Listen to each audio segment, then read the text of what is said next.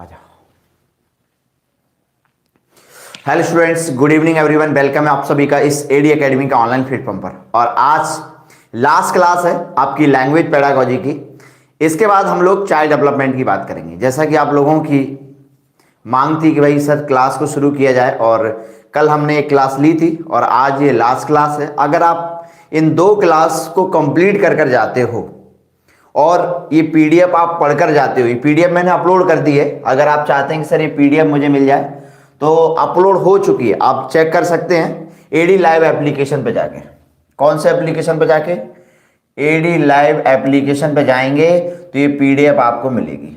कौन से एप्लीकेशन पे dear student? AD live. AD live application पे जाएंगे, एडी लाइव पे जाएंगे। एडी लाइव प्ले स्टोर पे एप्लीकेशन मिल जाएगा जिसके पास डाउनलोड ना हो, ठीक है। उसके बाद आप जाएंगे पीडीएफ नोट्स में, पीडीएफ नोट्स में जाएंगे और पीडीएफ नोट्स में आपको हिंदी पेडागोजी करके एक फोल्डर मिलेगा, हिंदी वाला, हिंदी पेडागोजी वाला, हिंदी पेडागोजी वाला मिलेगा, ठीक है। उसको आप डाउनलोड कर लेंगे, मतलब उसमें आप करोगे तो पीडीएफ आपको मिल जाएगी। पीडीएफ फ्री है, निःशुल्क है, कोई चार्जेस नहीं है। अपलोड कर दी गई है, ठीक है, अपलोड कर दी गई है। मैंने करूंगा नहीं, कर दी गई है, आप चेक कर सकते हैं। चलो हाँ, चलो स्टार्ट करें। लेकिन बिना क्लास के आप इसे समझ नहीं पाएंगे डियर स्टूडेंट्स, बिल्कुल। हाँ, संध्या, जारा, मोहम्मद यासीन, प्रिया, पारुल, चलो बहुत बढ़िया। एक बार शेयर कर दो, सेशन मस्त होगा, मतलब सारे कॉन्सेप्ट क्लियर हो जाएंगे आज ही।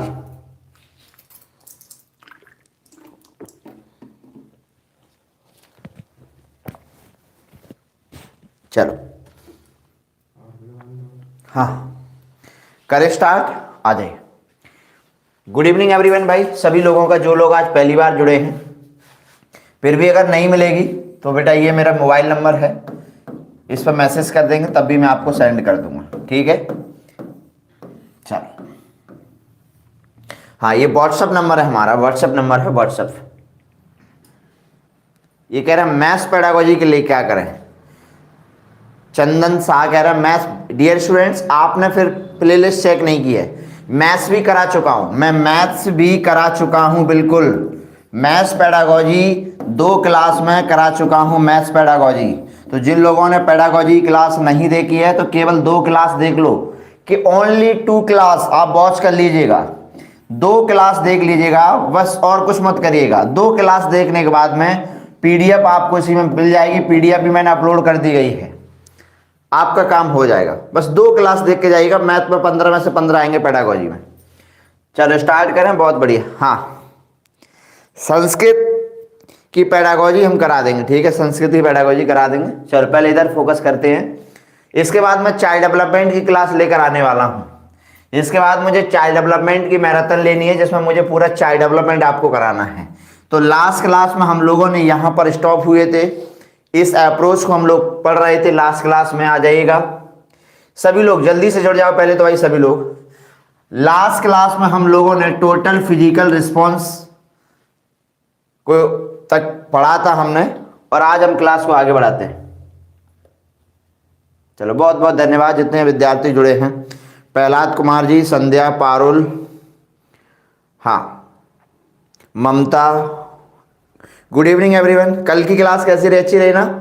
कल की क्लास सभी लोगों ने ली होगी, तभी तो आज की क्लास में आपको और बेनिफिट्स मिलेगा। दिव्या सिंह, जितने लोग जुड़े हैं, प्रिया, जारा सिंह, अन्नू, सीमा, पिंकी, रवि, गीता कुमारी, गोल्डी पाल, कल की क्लास ली है कि नहीं लिया आपने? चलो स्टार्ट करते हैं, आज की क्लास को आगे बढ़ाते हैं। तो आज पढ़ेंगे हम टीपीआर। क्या पढ़ेंगे आज हम? टीपीआर पढ़ेंगे। टीपीआर, टीपीआर क्या होता है? टीपीआर क्या होता है? Total physical response. ये सर कैसा अप्रोच है? ये क्या, इस अप्रोच के द्वारा कैसे टीचिंग कराई जाती है? तो डियर स्टूडेंट्स, इस अप्रोच के द्वारा कैसे टीचिंग होती है? देखिएगा, आप पिक्चर के द्वारा काफी चीजें आप लोग अंडरस्टैंड कर पा रहे होंगे। इस पिक्चर के द्वारा बहुत सारी चीजें समझ पा रहे होंगे। क्या समझ पा रहे हैं पिक्चर के द्वारा? इस पिक्चर के द्वारा आप ये समझ पा रहे हैं, इस पिक्चर के द्वारा ये समझ पा रहे हैं कि सर इसमें टीचर क्या करता है, इंस्ट्रक्शन देता है और स्टूडेंट्स क्या करते हैं, यानी कि भाषा के द्वारा अपनी बॉडी का मूवमेंट करते हैं। ठीक है, देखिएगा यहां पर हम कहेंगे, जैसे फॉर एग्जांपल के लिए मैं एक कहानी, जैसे हम लोग बच्चों को कहानियां पढ़ाते हैं कि चंदा मामा आया, ठीक है, तो बच्चे क्या करते हैं, ऐसे रिस्पॉन्स करते हैं। ठीक है, मतलब टीचर ने कहा चंदा मामा आया, ठीक है, तो बच्चे क्या करते हैं, मतलब अपने बॉडी के द्वारा क्या करते हैं, रिस्पॉन्स करते हैं। देखिएगा, इसलिए इसका नाम क्या पड़ गया, टोटल फिजिकल, ठीक है, टोटल फिजिकल रिस्पॉन्स, यानी कि इसमें शिक्षक निर्देशन देता है और विद्यार्थी अपनी शारीरिक क्रियाओं के द्वारा क्या करते हैं, अनुक्रिया करते हैं। क्या करते हैं, यानी शिक्षक क्या करता है, शिक्षक निर्देशन देता है, शिक्षक निर्देशन देता है, शिक्षक निर्देशन देता है और शिक्षार्थी अपनी शारीरिक क्रिया के द्वारा, शारीरिक क्रिया के द्वारा क्या करते हैं, अनुक्रिया करते हैं, अनुक्रिया करते हैं। ठीक है, करते हैं। समझ में आ गया होगा? कोई डाउट यहां पर? तो मैं यहां कह सकता हूं कि ये जो अप्रोच जो है ये भाषा और शारीरिक गति के समन्वय के साथ संबंधित है। यहां पर मैं ये भी मेंशन कर सकता हूं कि ये जो अप्रोच जो है इसका रिलेशन किससे है, इसका रिलेशन है भाषा और शारीरिक गति के समन्वय के साथ, इसका क्या है, रिलेशन है। तो यहां पर मैं मेंशन कर दूं डियर स्टूडेंट्स, इधर देखिएगा,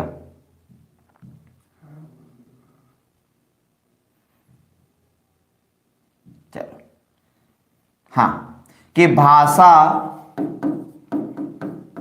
और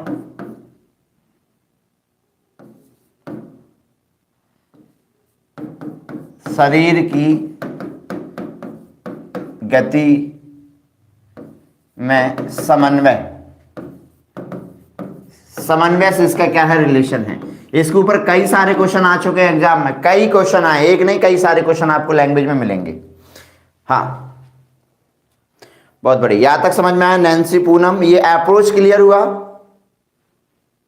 ईबीएस पेडागोजी मैंने करा दी है, फिर भी अगर आपने वीडियो नहीं देखी, आप पहली बार आए हैं तो आप प्लेलिस्ट में जाइएगा, आपको सारी वीडियो मिलेंगी, सब कुछ करा चुके हैं।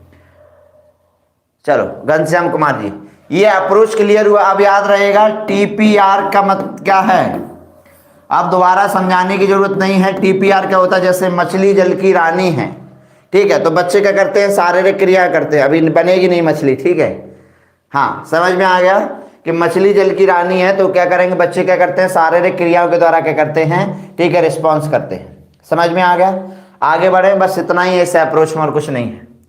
चलिए नेक्स्ट पॉइंट पे चलते हैं, अगले अप्रोच की तरफ बढ़ते हैं। हाँ, ये अवस्थाएं हैं, एक्विजिशन की स्टेजेस है। आपको जो मैं बता रहा हूं वही आप याद रखिएगा, ज्यादा ना रखे, ठीक है। चलो, आप तो एग्जाम के हिसाब से याद रखिएगा कि पहला है, हेडिंग डाल लीजिएगा, ये शायद मैंने पढ़ा भी दिया था आपको कल, नहीं पढ़ाया तो एक बार बोर्ड की तरफ ध्यान दीजिएगा। मैं आपको कुछ ही बता रहा हूं जो एग्जाम के लिए इंपॉर्टेंट है। क्राइंग की बात करें, रोना, रोना बच्चे की पहली भाषा होती है, फर्स्ट लैंग्वेज जो होती है वो बच्चे की रोना होती है। और बच्चा हर समय एक सा नहीं रोता है, बच्चा जो होता है वो हर परिस्थिति में अलग अलग प्रकार से रोता है। तो पहली स्टेज होती है उसकी रोना, ठीक है। दूसरी होती है उसकी कूइंग, जो वर्ड मैं बता रहा हूं वही याद रखिएगा, ये नहीं भी है याद आपको, टेबल भूल जाओ, इसको छोड़ो, काट दो इसको, ठीक है। जो मैं बता रहा हूं कूइंग, कूइंग में क्या होता है, जैसे घटकना बोलते हैं या हम कहेंगे, इसमें क्या होता है, कूइंग जो होता है वैसे जो होता है वो 3 माह का बच्चा करने लगता है। 3 माह का जो बच्चा कूइंग करता है, और कूइंग में केवल बच्चा जो है वो स्वर ध्वनि ही बोलता है, स्वर ध्वनि ही बोलता है, याद रहेगा। दूसरा, तीसरा पॉइंट याद रखिएगा, दूसरा है बैबलिंग। बैबलिंग में बच्चा क्या करता है, बबलाना जैसे बोलते हैं, बबलाना। बैबलिंग में बच्चा स्वर और व्यंजन दोनों बोलता है। ये आपके एग्जाम इस बार आया था, इसमें बच्चा स्वर और व्यंजन दोनों ही बोलता है, स्वर और व्यंजन, स्वर और व्यंजन दोनों ही बोलता है, स्वर और व्यंजन दोनों ही वर्ड बोलता है। ये एग्जाम में आया था कि कहां पर बच्चा स्वर के साथ व्यंजन भी बोलना शुरू कर देता है। ठीक है, यहां तक समझ में आया? एक बार कमेंट्स करके बताइए। ये दोनों क्लियर हैं डियर स्टूडेंट्स? देखो, क्राइंग क्लियर है, कूइंग क्लियर है, बैबलिंग क्लियर है। ठीक है, ये बच्चे की पहली होती है क्राइंग, जिसमें बच्चा रोता है, रोना बच्चे की पहली स्टेज होती है। इसके बाद में कूइंग में केवल स्वर वर्ड ही, स्वर ध्वनि ही बोलता है, वर्ड नहीं कहूंगा मैं, स्वर ध्वनि ही बोलता है। और इसमें क्या होता है, स्वर और व्यंजन दोनों ही ध्वनि बोलने लगता है, दोनों ही साउंड यहाँ पर निकालने लगता है। ध्वनि की बात कर रहे हैं डियर स्टूडेंट, ध्वनि की, दोनों ही चीजें यहाँ पर बोलने लगता है। इसके बाद आता है वन वर्ड स्पीच, पहले ये क्लियर हुआ। नेक्स्ट, इसके बाद आता है, ये 6 माह में होता है, ये भी याद रखिएगा, ये 6 माह में होता है, ये माह भी याद रखिएगा, कभी कभार माह भी पूछ लेता है। नेक्स्ट, वन वर्ड स्पीच, देखिएगा वन वर्ड स्पीच की बात करें, वन वर्ड स्पीच, तो वन वर्ड स्पीच जो है, वन वर्ड जो स्पीच है वो 1 वर्ष का बच्चा करने लगता है। कितने वर्ष का बच्चा? 1 वर्ष का जो बच्चा है वो वन वर्ड करने लगता है। ठीक है, 1 वर्ष का जो बच्चा है वो वन वर्ड स्पीच करने लगता है, और 18 माह का जो बच्चा है वो 2 वर्ड स्पीच करने लगता है। ठीक है, ये जो वन वर्ड और 2 वर्ड जो स्पीच जो होती है, वन वर्ड जो 2 वर्ड स्पीच जो होती है, इसी को हम टेलीग्राफिक लैंग्वेज भी बोलते हैं। टेलीग्राफिक, तार वाली भाषा, तार वाली भाषा, तार वाली भाषा, तार वाली भाषा। पर मैं आपकी नॉलेज के लिए बता दूं कि एग्जामिनर ने, हाँ, कि जब एग्जामिनर ने इसका क्वेश्चन दिया था, देखो लास्ट ईयर की बात कर रहा हूं मैं, एग्जामिनर ने वन वर्ड के बाद में, वन वर्ड के बाद में उसने बोला तार वाली भाषा बोलता है, तार वाली भाषा, और इसके बाद उसने बोला 2 वर्ड, 2 वर्ड। तो क्रम अगर उसने इस बार क्रम जो दिया था, देखो इस बार उसने क्रम क्या दिया था, क्राइंग, कूइंग, बैबलिंग, बैबलिंग। ठीक है, वन वर्ड में केवल नाउन ही होता है, संज्ञा ही बोलता है, बस वन वर्ड में केवल संज्ञा ही बोलता है। तार का मतलब होता है, तार का मतलब है कि एक वाक्य में ही या एक शब्द में ही पूरे वाक्य का अर्थ स्पष्ट कर देता है।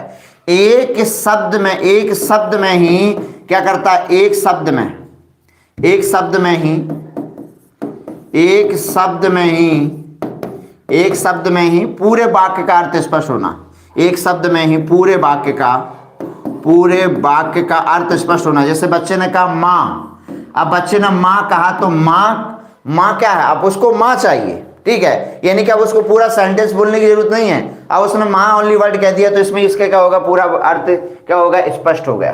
ठीक है, उसने कहा दूध, तो दूध उसने बोल दिया, इसका मतलब उसको दूध चाहिए। अब हमें दूध चाहिए, हमें, ठीक है, कोई चीज चाहिए तो हम कहेंगे भैया मुझे पानी दे दीजिएगा, हमने पूरा सेंटेंस बोला।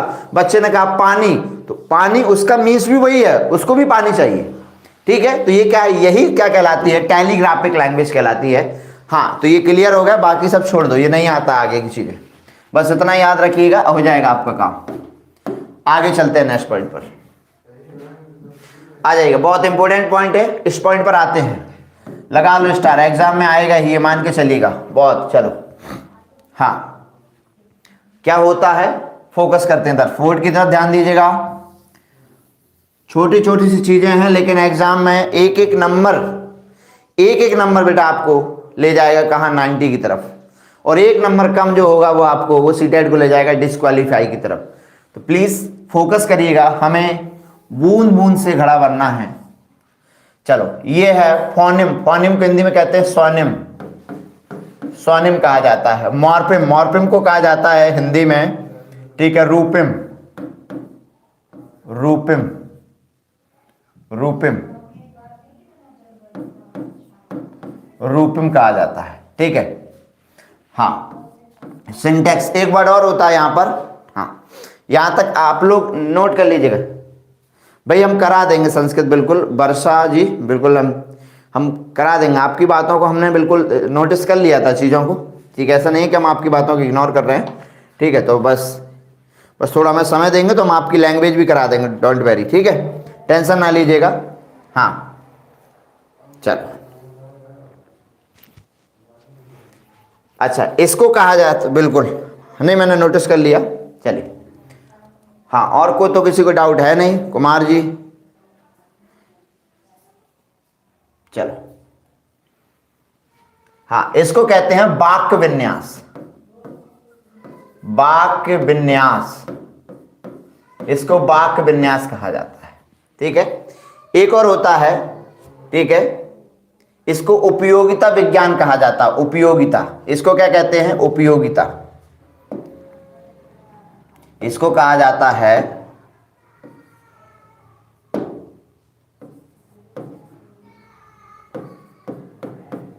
उपयोगिता विज्ञान कहा जाता है,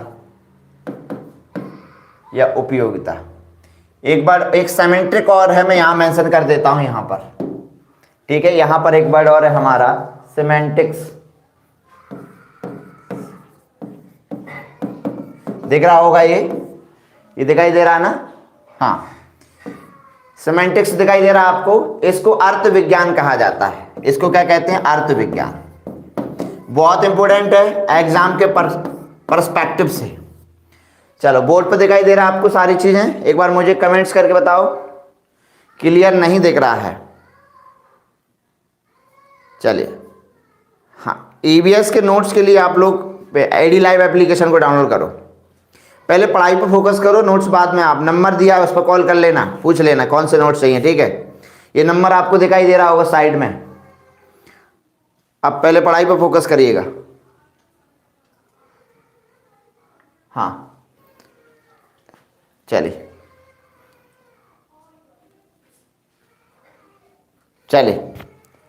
फोकस करें, चलिए इधर समझते। तो यहां इसकी तरफ ध्यान दीजिएगा, ये बोर्ड पर दिखाई दे रहा है आपको सारी चीजें, एक बार मुझे कमेंट्स करके बताओ, फिर मैं समझाना शुरू करता हूं। चलो देखिएगा, हम स्वनिम की बात करते हैं कि स्वनिम क्या होता है, फोनिम क्या होता है। देखिएगा, ध्वनि की सबसे छोटी इकाई, यानी स्मॉलेस्ट यूनिट ऑफ साउंड, यानी कि ध्वनि की सबसे छोटी इकाई जो होती है, ध्वनि की सबसे छोटी इकाई, सबसे छोटी इकाई। अब सबसे छोटी इकाई क्या होगी, ध्वनि की सबसे छोटी इकाई। जैसे फॉर एग्जाम्पल के लिए, उदाहरण की बात करें, सर उदाहरण देकर समझाओ, उदाहरण, तो भाई उदाहरण देते हैं, तब देखिएगा, ये क्या लिखा है, का, ठीक है, का लिखा है। अच्छा ये बताओ, ये लिखा हुआ है आधा, इसमें हलंत लगा है, क्या हम इसका उच्चारण कर सकते हैं, नहीं, तो क्या उच्चारण नहीं कर सकते, क्या तो क्या ये स्मॉलेस्ट यूनिट हो सकती है साउंड की, क्या ये हलंत वाला चा लगा है, मतलब सॉरी आधा चा है, ठीक है, मतलब इसमें स्वर नहीं है, ये प्योर व्यंजन है, तो क्या हम इसका उच्चारण कर सकते हैं, नहीं कर सकते हैं। तो क्या ये स्मॉलेस्ट यूनिट बन सकती है साउंड की, नहीं बन सकती। कब बनेगी कि सर जिसमें, जब इसमें अगर स्वर बन जाए, अगर इसमें स्वर मिल जाएगा, यानी कि अगर इसमें स्वर मिल जाएगा तो ये क्या बन जाएगा, अब ये क्या कहलाएगी, ये कहलाएगी क्या, फोनिम कहलाएगी। समझ में आया एग्जाम के परसेप्शन से क्या इंपोर्टेंस है कि सर ध्वनि की सबसे छोटी जो इकाई होती है उसे फोनिम कहा जाता है। क्या कहा जाता है, फोनिम कहा जाता है। कोई डाउट, क्लियर, ठीक है। अच्छा ये बताइएगा, ये क्या लिखा है, का, कोई मीनिंग इसका नहीं है, कोई मीनिंग नहीं है, तो ये क्या है, साउंड की क्या है, स्मॉलेस्ट यूनिट कहलाएगी। लेकिन मैं यहां पर एक वर्ड और लिख दूं, क्या, कल। अब बताओ, कल का कोई मीनिंग है, बिल्कुल है, कल का मतलब आने वाला जो दिन है वो कल है, ठीक है। अच्छा, कल का कोई मीनिंग है, सर इसका तो अर्थ है, अब इसका कोई अर्थ है, तो अब ये साउंड की स्मॉलेस्ट यूनिट नहीं है, तो ये किसकी यूनिट्स है, सर ये है अर्थ की, यानी मीनिंग की स्मॉलेस्ट यूनिट क्या होगी, ठीक है, यानी अर्थ की सबसे छोटी जो इकाई जो होती है, अर्थ की सबसे छोटी, भाई इसका तो कोई मीनिंग निकल रहा है, तो अर्थ की सबसे छोटी जो इकाई होती है उसी को हम क्या कहते हैं, उसी को हम मॉर्फिम्स कहते हैं। क्या कहते हैं? उसे रूपिम्स कहा जाता है। देखो, ध्वनि की सबसे छोटी इकाई क्या कहलाती है? फोनेम कहलाती है। और अर्थ की सबसे यानी कि स्मॉलेस्ट यूनिट ऑफ मीनिंग वो क्या कहलाती है? वो हमारी मॉर्फिम कहलाती है। एक बार कमेंट्स करके बताओ सर दोनों क्लियर है। अब आप आगे की तरफ चलिएगा। देखो समझ में आना चाहिए डियर स्टूडेंट, बहुत बढ़िया। दिव्या सिंह, चलो हाँ, कोई डाउट बेटा, किसी को कोई प्रॉब्लम? चलिए आगे बढ़े, चलिए हाँ अभी हम दे देंगे बेटा, ये नंबर है। आप प्लीज पढ़ाई पर ध्यान दीजिएगा। अब लास्ट में आप लोगों को यही नजर आएगा बेटा, हम तो 3 महीने से क्लास चला रहे हैं, आप लोगों ने हमको सर्च ही नहीं किया, और जिन लोगों को सर्च किया आपने उन लोगों की बदौलत ही आज आपकी ये हालत है बेटा। ठीक है, चलो मुझे पहले एक बार कमेंट्स करके बताओ डियर स्टूडेंट्स, क्या आपको ये दोनों क्लियर है? देखो डाउट मत रखिएगा, मैंने दोनों चीजें क्लियर कर दी। अगर वो आपसे पूछे, देखो सीटेट में क्वेश्चन आया हुआ है, ऐसी बात नहीं है, सीटेट में क्वेश्चन आया था। सीटेट में क्वेश्चन क्या था डियर स्टूडेंट्स? इधर देखिए, फोकस करिएगा। सीटेट में क्वेश्चन ये था,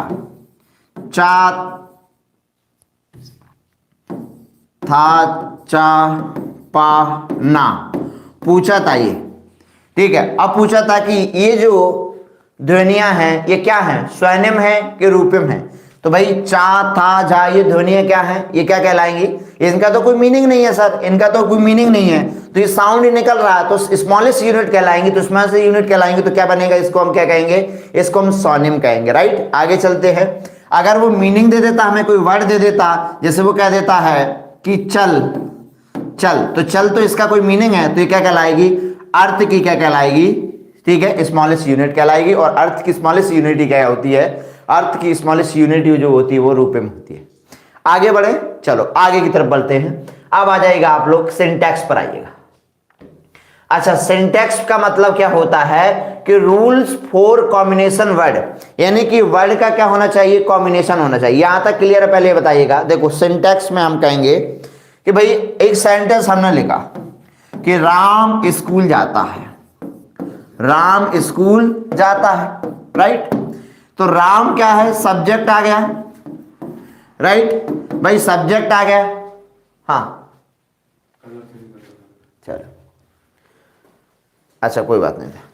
हाँ इधर देखिए, राम क्या आ गया? राम कोई सब्जेक्ट है, बिल्कुल ठीक है। तो सिंटैक्स हमें यह बताता है कि हमें वर्ड को लिखना कैसे है, यानी कि सिंटैक्स हमें क्या बताता है? सिंटैक्स हमें यह बताता है कि भैया ये होता है क्या? एक सिंपल लैंग्वेज में लिख दूं तो सिंपल लैंग्वेज में क्या लिख दूंगा? यहां पर मैं लिख दूंगा कि सब्जेक्ट, ठीक है, फॉर एग्जाम्पल क्या लिखूंगा? सब्जेक्ट, ऑब्जेक्ट, सॉरी सब्जेक्ट आ जाएगा, हेल्पिंग वर्ब आ जाएगी, मेन वर्ब आ जाएगी। ठीक है, जो फॉर्मूला जो है, ठीक है, कि सर ये जो तरीका जो होता है ऑब्जेक्ट जो आ जाएगा। ठीक है, ऐसे लिख देता हूं, देखो subject plus B1, sorry verb plus object, ये है। ये जो फॉर्मूला जो है, ये फॉर्मूला में क्या बता रहा है कि कोई सेंटेंस जो लिखना है वो आपको कैसे लिखना है। ठीक है, इसको हिंदी में क्या कहते हैं? वाक्य विन्यास, के वाक्यों को लिखना कैसे है। ठीक है, ये बताता हमको, क्या बताता है ये? ठीक है, कौन बताता है? सिंटैक्स हमें बताता है, यानी वाक्य विन्यास हमें बताता है कि वर्डों को आपको लिखना कैसे, कौन सा वर्ड पहले आएगा। अब हमारे मान लीजिएगा कि हमने ये लिखा है राम स्कूल जाता है, भाई राम स्कूल जाता है। अब सर कैसे लिखे भाई? पहले क्या लिखे? पहले स्कूल लिखे कि राम लिखे कि पहले हम जाता लिखे? पहले किसको लिखना है? पहले किसको लिख? जैसे मैंने लिख दिया यहां पर स्कूल लिख दिया, स्कूल लिख दिया। ठीक है, फिर मैं लिख रहा हूं क्या? फिर मैंने गो लगा दिया, फिर मैंने राम लिख दिया। तो ये क्या है? मुझे नॉलेज नहीं है क्या? ठीक है, क्या नहीं? मुझे सिंटैक्स की नॉलेज नहीं। सिंटैक्स क्या बताएगा कि नहीं ये जो आप लिख रहे हैं वो गलत है। क्यों?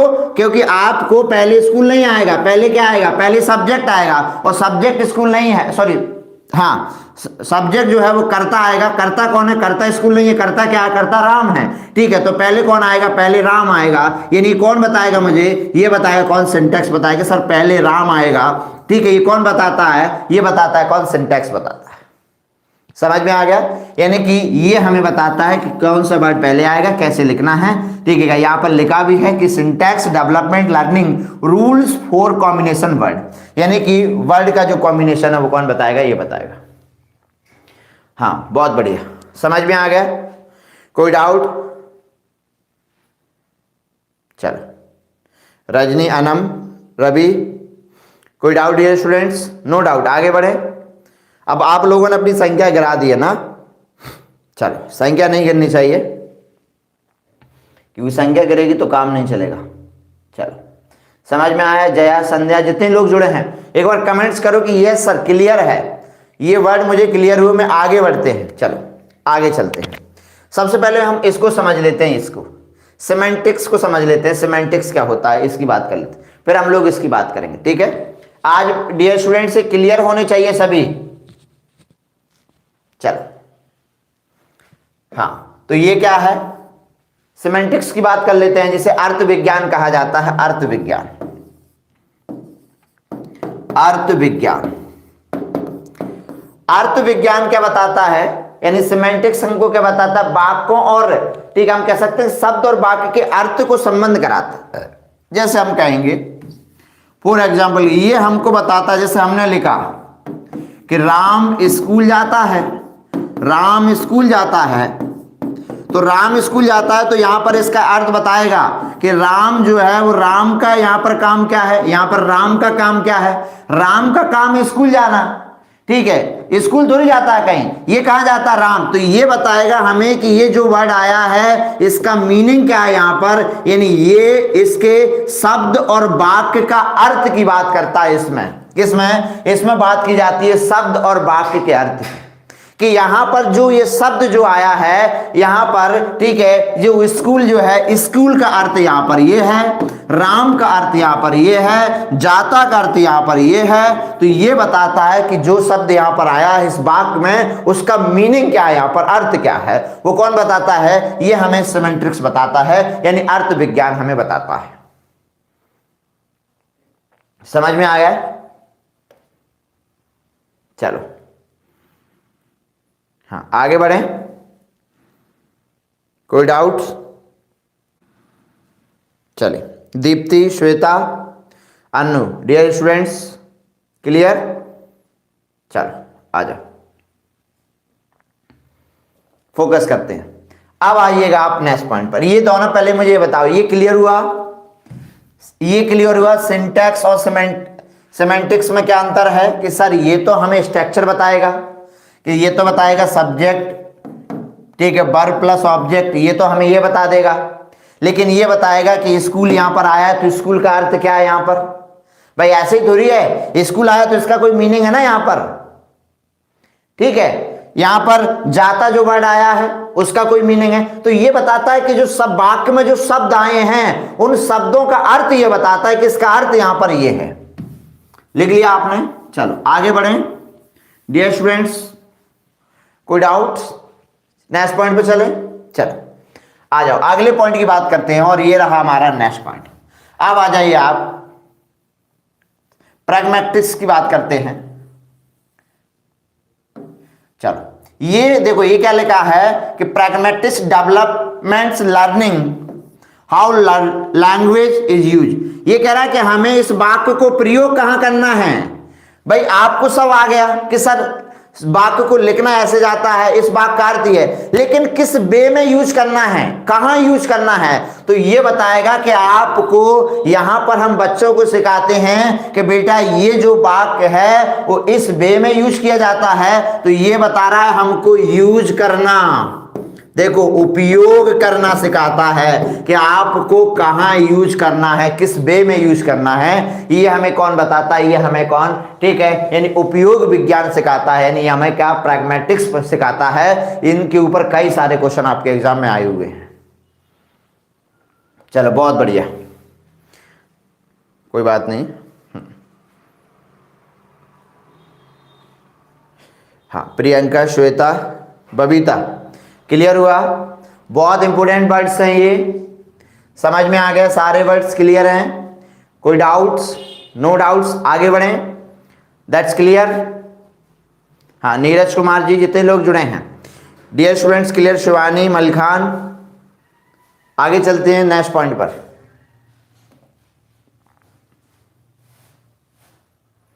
बहुत बढ़िया, आप सारे क्वेश्चन कर लोगे, डाउट नहीं रहना चाहिए इनमें। आगे बढ़ें, चलो नेक्स्ट पॉइंट पे चलते हैं। आ जाएगा अगला सेंटेंस, देखते हैं अगला कौन सा सेंटेंस है हमारा। अच्छा, लिंग्विस्टिक सोशलाइजेशन की बात करता, आ जाइए। भाषा का समाजीकरण कैसे होता है? भाषा का समाजीकरण, भाषा का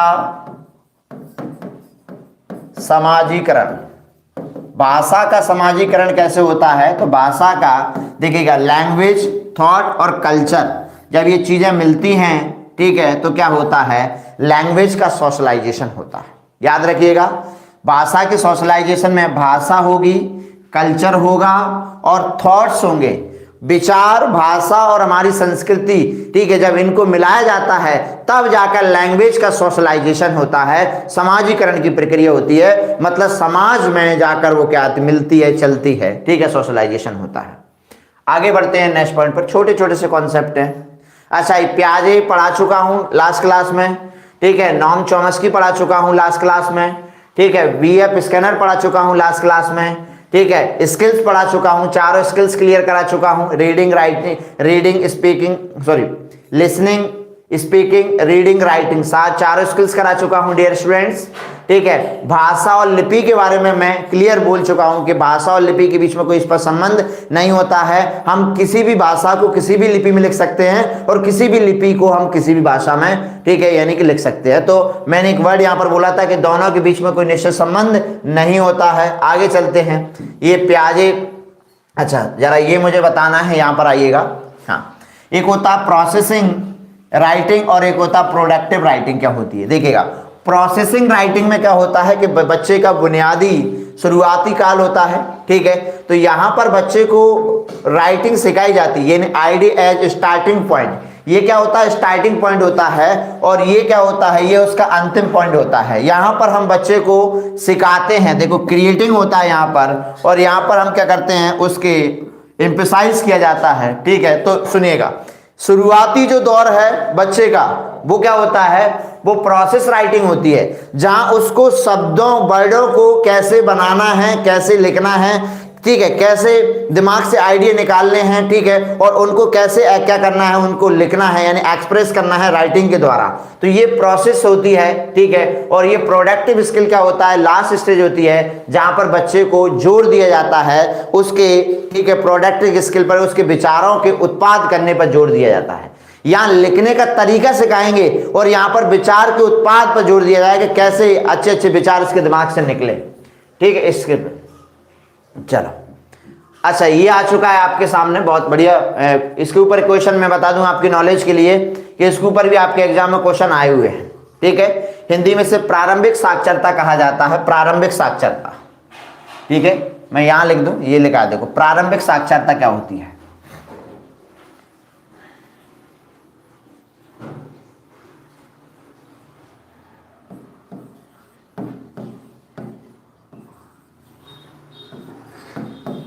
प्रारंभिक साक्षरता,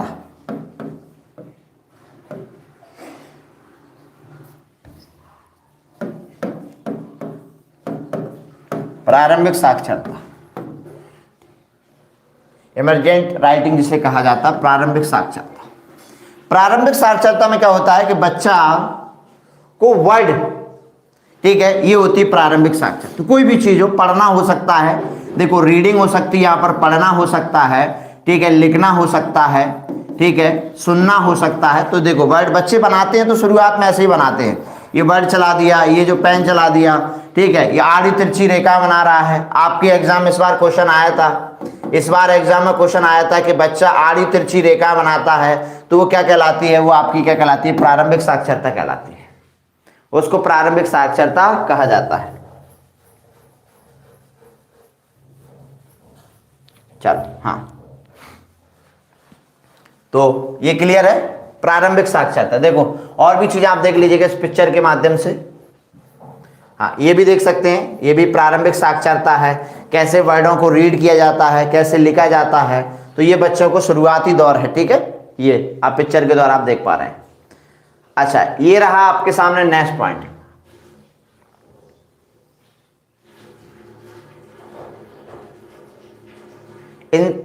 ठीक है, इंटेंसिव रीडिंग क्या होती है हम इसको समझते हैं।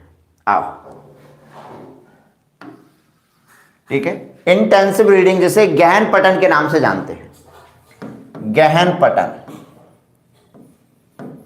गहन पठन कहा जाता है, ठीक है। गहन पठन क्या होता है, जब कोई विशेष अर्थ निकलवाना हो, स्पेसिफिक मीनिंग अगर लिखवाना हो, तो हम कौन सी रीडिंग कराएंगे, विशिष्ट अर्थ निकलवाने के लिए, विशिष्ट अर्थ निकलवाना हो, विशिष्ट अर्थ निकलवाना हो,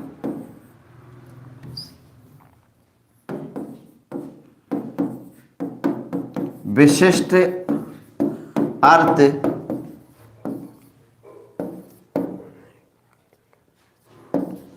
निकलवाने के लिए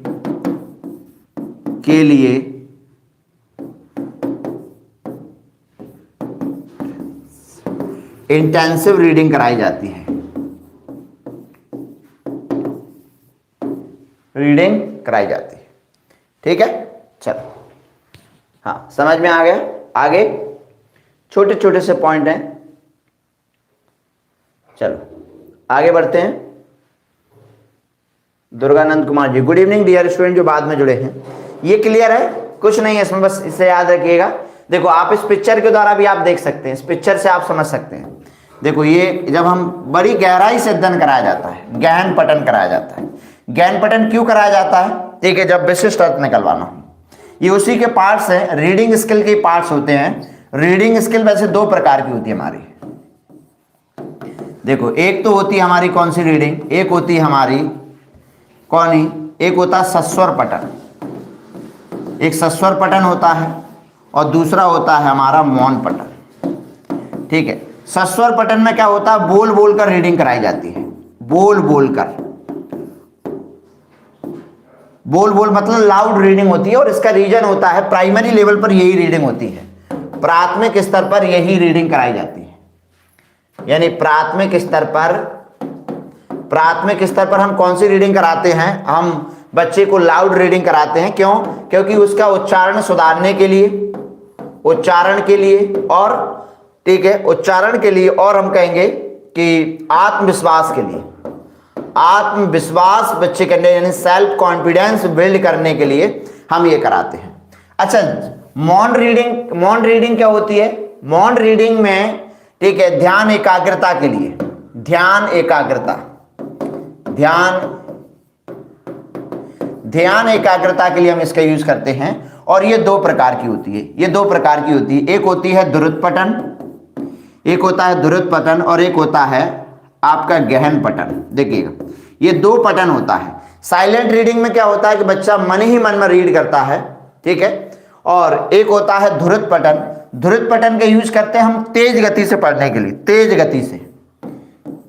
गति से पढ़ने के लिए, ठीक है। और गहन पठन का यूज करता है, गहन पठन को हम लोग क्या कहते हैं, गहन पठन को हम डियर स्टूडेंट क्या कहते हैं, ठीक है, इंटेंसिव रीडिंग कहा जाता है गहन पठन को, कि सर कोई विशेष अर्थ निकलवाना हो।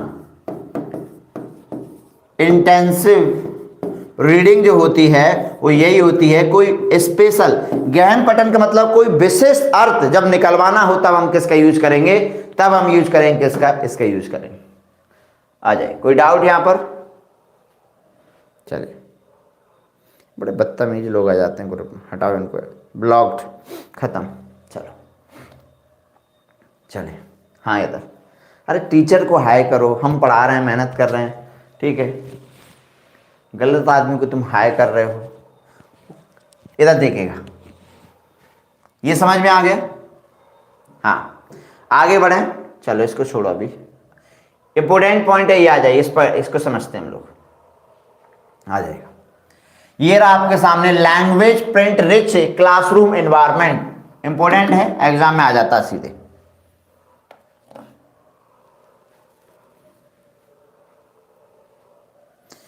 हाँ, आगे बढ़ें, चलो इस पॉइंट पे चलते हैं। कोई डाउट यहां पर? आप समझें? चलिए, हिंदी में क्या कहते हैं सर? इसको हिंदी में कहा जाता है मुद्रित कहा जाता है। क्या कहते हैं इसको? मुद्रित, या हम कहेंगे लिखित समृद्ध परिवेश। मुद्रित या लिखित, मुद्रित और लिखित दोनों का मतलब एक ही है। मुद्रित या लिखित लिखो, दोनों का मीन्स एक ही है। मुद्रित, लिखित, मृद परिवेश, परिवेश। ठीक है, इस क्लासरूम के माध्यम से आप लोग देख पा रहे होंगे एक ऐसा क्लासरूम कि जहां पर चीजें प्रिंटेड होती हैं। देखिएगा यहां पर आप मतलब क्लासरूम को ऐसे डेकोरेट किया जाता है कि सारी चीजें क्या होती है? प्रिंटेड होती हैं। और ये बच्चे के भाषा सीखने में बड़ा सहायता प्रदान करता है। बच्चे की भाषा सीखने में बड़ा हेल्प करता है, भाषा सीखने में सहायता करता है। ठीक है, तो कुछ नहीं, बस आपको बताना था। ये एग्जाम में आ जाता है कि एक ये एनवायरनमेंट बच्चों के लिए कैसा होगा। तो बहुत अच्छा होता है अगर आप एक ऐसा क्लासरूम दे रहे हैं जहां सब कुछ चीजें प्रिंटेड ही है। ठीक है, चलो, कोई डाउट यहां तक? हाँ हाँ बिल्कुल, ये कहा छपी छपाई सामग्री, बहुत बढ़िया, वेरी नाइस बेटा। हाँ, आगे बढ़े, कोई डाउट यहां तक? तो क्लास अच्छी लग रही है ना? क्लास अच्छी लगे तो भाई थोड़ा सा ऊपर बटन होगा लाइक वाला, करो उसको, दबाइएगा। लाइक तो होना चाहिए भाई। टीचर की क्लास में लाइक नहीं मिलेंगे। एक कवि की क्लास में तालियां और एक टीचर की क्लास में लाइक होना चाहिए। ऑनलाइन कक्षाओं की बात है ये। आ जाओ, अब थालियां तो अब बजाओगे नहीं आप, ठीक है? हाँ, ये तो हो गया क्लियर। कोई डाउट इसमें? आगे बढ़े, चलिए नेक्स्ट पॉइंट पे चलते हैं। अब आ जाएगा, अब क्या है हमारा? अच्छा, बहुत बढ़िया, एक अगला कॉन्सेप्ट हम पढ़ेंगे। ठीक है, समग्र भाषा।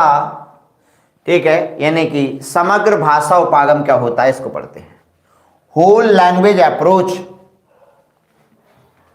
होल लैंग्वेज अप्रोच, समग्र, समग्र भाषा उपागम, समग्र भाषा उपागम। बहुत बढ़िया, चलो। हाँ, अब हुए ना? नहीं, लाइक नहीं किया आप लोगों ने, देखो लाइक तो करो भाई। चलिए, अब हुए हैं, कुछ लोगों ने लाइक किए। चलो, जया जी समझते हैं इधर।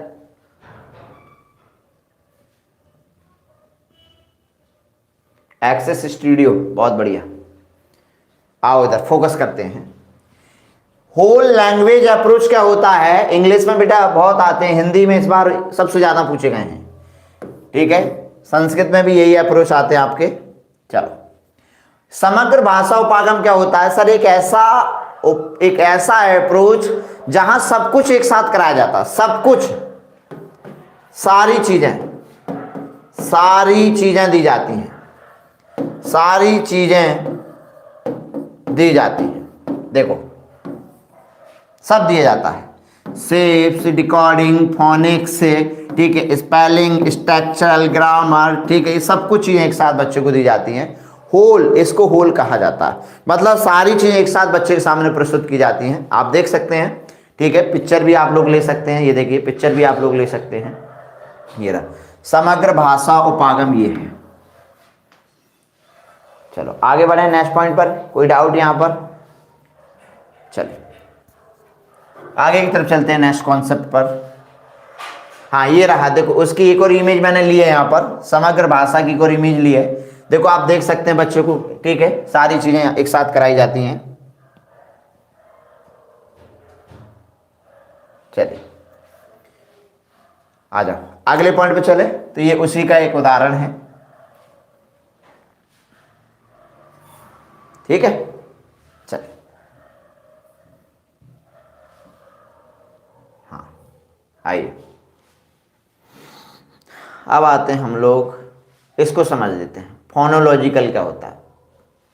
पहले केवल फोनोलॉजिकल की बात करते हैं। चलिए, ये आपके एग्जाम में आता है।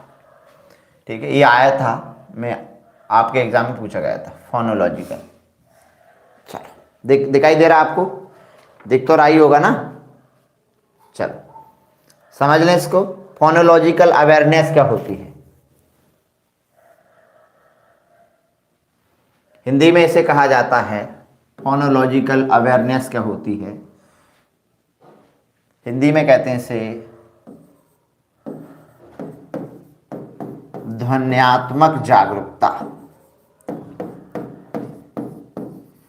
ध्वन्यात्मक जागरूकता क्या होती है?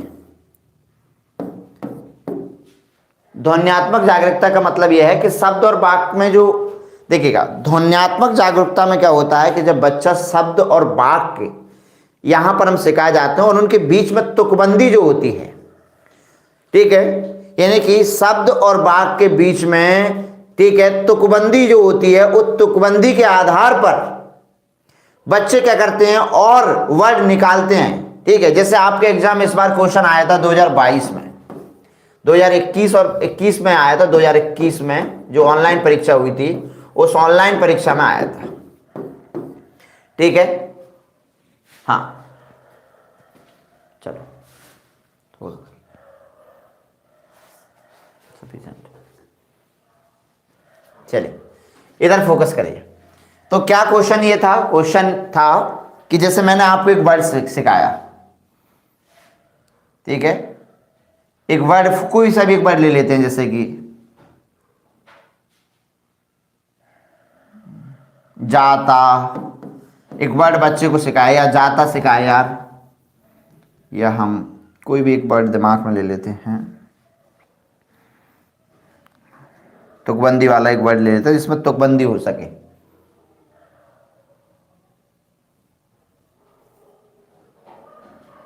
ठीक है। चलिए याद ही नहीं आ रहा, देखो दिमाग से वर्ड निकल गया, आप ही लोग बता दीजिएगा।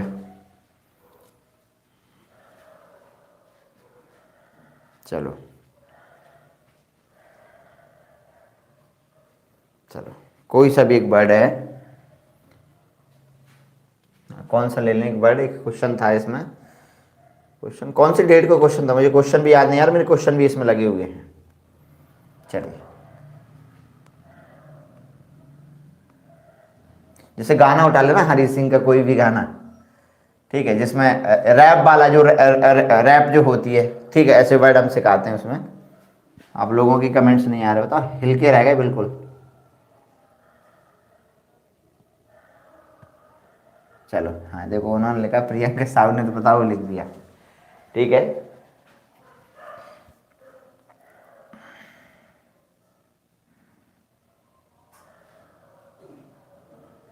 चलिए दिमाग में निकल गया, छोड़ो आप। हाँ जैसे जाता वर्ड हमने समझाया है, अब पीछे एक ता आ रहा है, ता वर्ड आ रहा है, तो अब वो जाता, बजाता, बजाता, ठीक है, नहाता, ठीक है, ऐसे वर्ड बच्चा अगर करने लगा है तो इसका मतलब उसको फोनोलॉजिकल अवेयरनेस उसके पास आ चुकी है, इसको फोनोलॉजिकल अवेयरनेस हम कहेंगे। हाँ आता जाता, ठीक है, तो वो क्या करने लगता है, वो करने लगा, इसी को हम क्या कहते हैं, इसी को हम, ठीक है, फोनोलॉजिकल अवेयरनेस कहा जाता है, ठीक है। अगर बच्चा तुकबंदी करने लगता है, यानी कि तुकबंदी करने लगता है, तो समझ लो उसके पास क्या आ चुका है, यानी कि फोनोलॉजिकल अवेयरनेस उसके पास आ चुकी है, ठीक है। तो इसी कॉन्सेप्ट को आप याद रखिएगा। चलिए अगले पॉइंट पर चलते हैं, ये भी छोड़ दीजिएगा। चलो ये क्या है हमारा, अच्छा ये तो मैं ये करा चुका हूं ना लास्ट क्लास में, ये पढ़ा दिया था कि लास्ट क्लास में ऑडियो लिंगल मेथड्स और कम्युनिकेशन, ये मैंने पढ़ा दिया था लास्ट क्लास में, आपको स्ट्रक्चरल बताया था, बता दिया था ना लास्ट क्लास में। चलो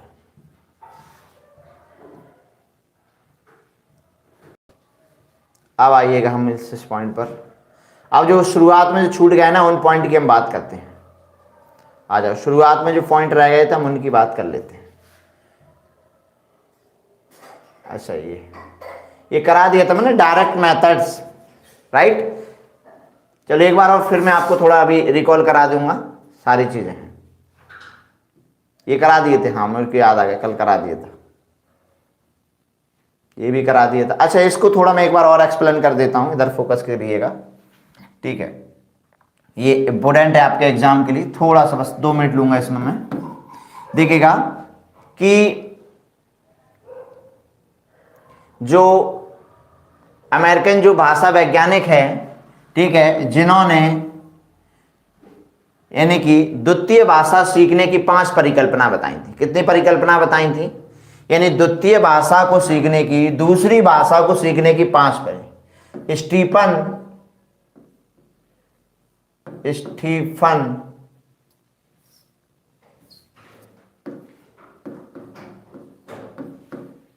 एक बार फिर बता रहा हूं, स्टीफन क्रेसन ने द्वितीय भाषा को सीखने की 5 परिकल्पनाएं बताई हैं। बहुत इंपॉर्टेंट है इसलिए बताई हैं। कितनी बताई हैं? 5 परिकल्पना बताई हैं। स्टीफन क्रेसन ने द्वितीय भाषा को सीखने की 5 परिकल्पना बताई हैं।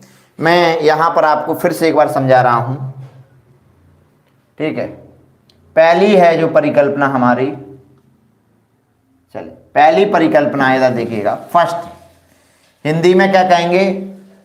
भाषा अर्जन और अधिगम की परिकल्पना। पहली है, मैं एक एक करके सारे समझाते चलूंगा। भाषा अर्जन, जो लोग कल नहीं थे, जो कल थे, एक बार फिर, भाषा अर्जन, अधिगम की परिकल्पना नोट कर लेना। हिंदी में जो कह रहे थे सर हिंदी में नहीं बताया था, इधर देखिएगा। भाषा अर्जन, पहली परिकल्पना है भाषा अर्जन अधिगम की परिकल्पना। इसमें हम क्या कराते हैं कि बच्चे को अर्जन और एक्विजिशन, देखिएगा पहली परिकल्पना है और इसमें बच्चे को भाषा का अर्जन और भाषा का अधिगम दोनों ही चीजें हमारे पास होती हैं, ठीक है। स्टीफन क्रेसन कहते हैं कि या तो तुम बच्चों को भाषा का अधिगम करा सकते हो, और अगर तुमको अधिगम कराना है तो फिर तुम किसका यूज करोगे? तुम फॉर्मल यानी कि तुम कॉन्शियस माइंड का यूज करोगे बच्चे का। और अगर तुमको एक्विजिशन कराना है तो एक्विजिशन कैसे हो जाएगा? अनकॉन्शियस माइंड से हो जाएगा। तो इसमें क्या होता है कि बच्चे को भाषा का अर्जन कराया जाता है। कौन सी परिकल्पना में? यानी कि जो भाषा अर्जन अधिगम की जो परिकल्पना, फर्स्ट परिकल्पना है ये, ठीक है। सारी परिकल्पना एक बार फिर बता रहा हूं। भाषा अर्जन अधिगम की पहली परिकल्पना है और इसमें 2 ऑप्शन है, एक तो एक्विजिशन करा सकते हो, और एक्विजिशन हमेशा कैसे होता है डियर स्टूडेंट्स? एक्विजिशन ऑलवेज आपका कैसे होता है? अचेतन मन से होता है और सहज और स्वाभाविक होता है। सहज और स्वाभाविक होता है, ठीक है। और भाषा जो अधिगम जो होता है, भाषा अधिगम हमेशा आपका कैसे होता है? सचेतन मन से होता है और अनुभव, अभ्यास और प्रशिक्षण के द्वारा होता है। प्रशिक्षण के द्वारा होता है। क्लियर? एक परिकल्पना, दूसरी परिकल्पना को, ठीक है। हाँ प्रणाम भाई, इधर देखिएगा। अब दूसरी परिकल्पना आती है। दूसरी परिकल्पना कौन सी आएगी? दूसरी परिकल्पना आती है, हिंदी वाले लिख लेना डियर स्टूडेंट्स। दूसरी परिकल्पना आती है हमारी मॉनिटर की परिकल्पना। दूसरी है मॉनिटर। मॉनिटर को मॉनिटर लिखिएगा। मॉनिटर की परिकल्पना, मॉनिटर की परिकल्पना, मॉनिटर की परिकल्पना, ये दूसरी परिकल्पना। मॉनिटर की परिकल्पना में क्या होता है? अब सुनो, मॉनिटर की परिकल्पना में होता क्या है समझिएगा, कि जो आपने एक्विजिशन किया है, यानी जो आपने अर्जन किया है, ठीक है, आपने अर्जन क्या किया? जैसे आपने अर्जन कर लिया, आपने टेशन वर्ड अर्जन किया। कौन सा वर्ड अर्जन किया? स्टेशन वर्ड आपने अर्जन किया। टेशन मतलब मदर टंग का वर्ड है जो आपका टेशन। टेशन वर्ड आपने क्या कर लिया, अर्जित किया है, अर्जित किया है, अर्जित किया है। टेशन वर्ड आपने अर्जित किया, ठीक है। अब आपने अधिगम क्या किया है, अधिगम क्या किया है, स्टेशन।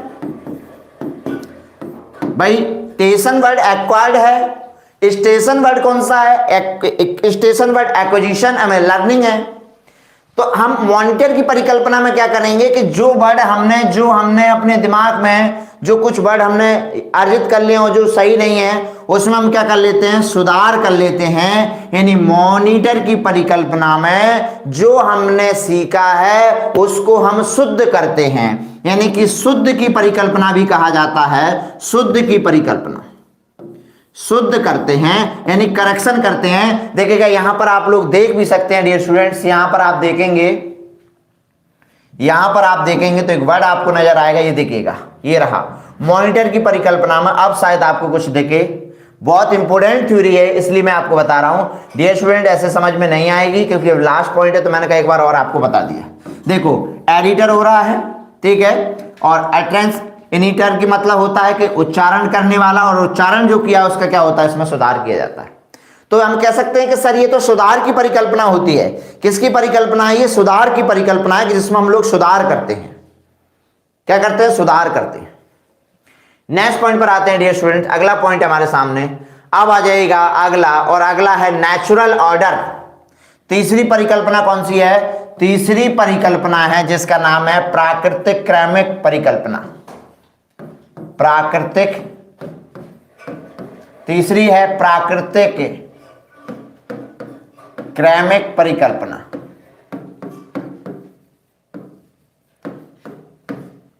प्राकृतिक क्रमिक परिकल्पना। आप देख रहे हैं लेवल कितना हाई हो गया है पेडागोजी का। अब आप ये मत सोच के जाइए कि सर जो आता है विशेषता विशेषता पढ़ के चले जाए काम हो जाएगा।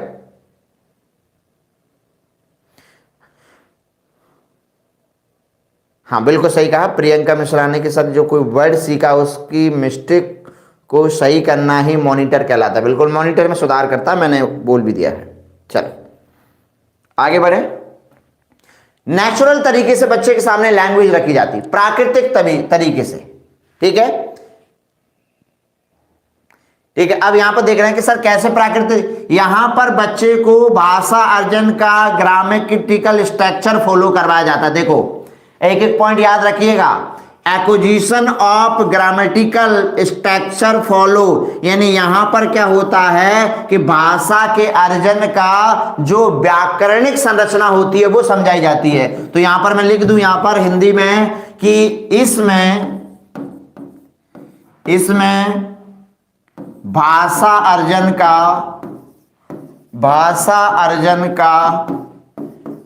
व्याकरण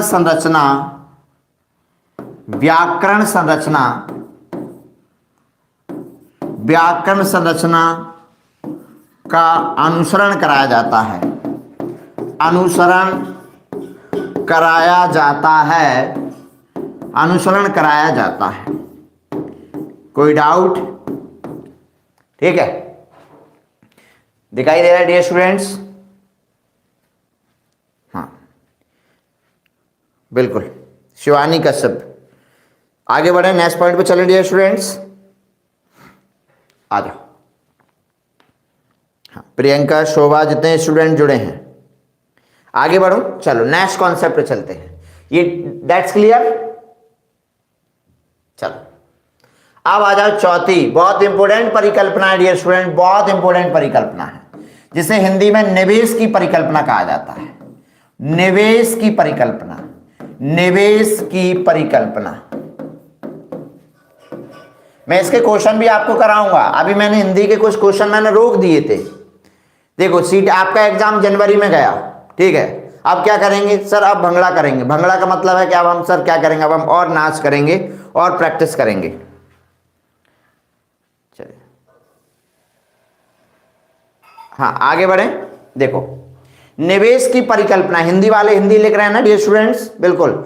निवेश की परिकल्पना, निवेश की परिकल्पना क्या होती है कि ओनली एक्विजिशन कॉम्प्रिहेंशन इनपुट, यानी ये कह रहा है कि इसमें केवल अर्जन का ही बोध कराया जाता है, यानी कि जो आपने क्या किया है, जो आपने अर्जन किया है, यानी भाषा का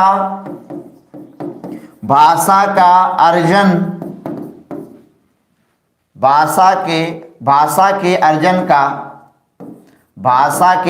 का बोध का मतलब होता है समझ, बोध कराया जाता है, बोध कराया जाता है। ठीक है। और एक और ट्रिक आपको बता दूं आपकी नॉलेज के लिए, ये रहा भैया ट्रिक, पकड़ लो इसको, ये रहा I+1, ठीक है, ये ट्रिक है इस वर्ड की, I+1। हाँ ये भी सही है, बोध निवेश की परिकल्पना, बिल्कुल।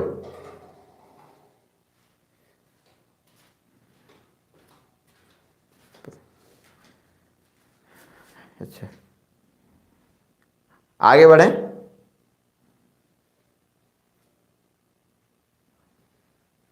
हाँ ये भी सही है,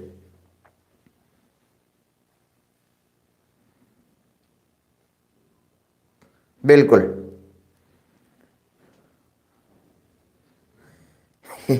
बड़े बदतमीज लोग आ जाते हैं, क्या कह रहे हैं सर ग्रुप में। मतलब इन लोगों को कोई काम ही नहीं है, बताओ, यहाँ टीचर पढ़ाने में लगा है, वो कह रहे हैं सर ध्यान रखिएगा।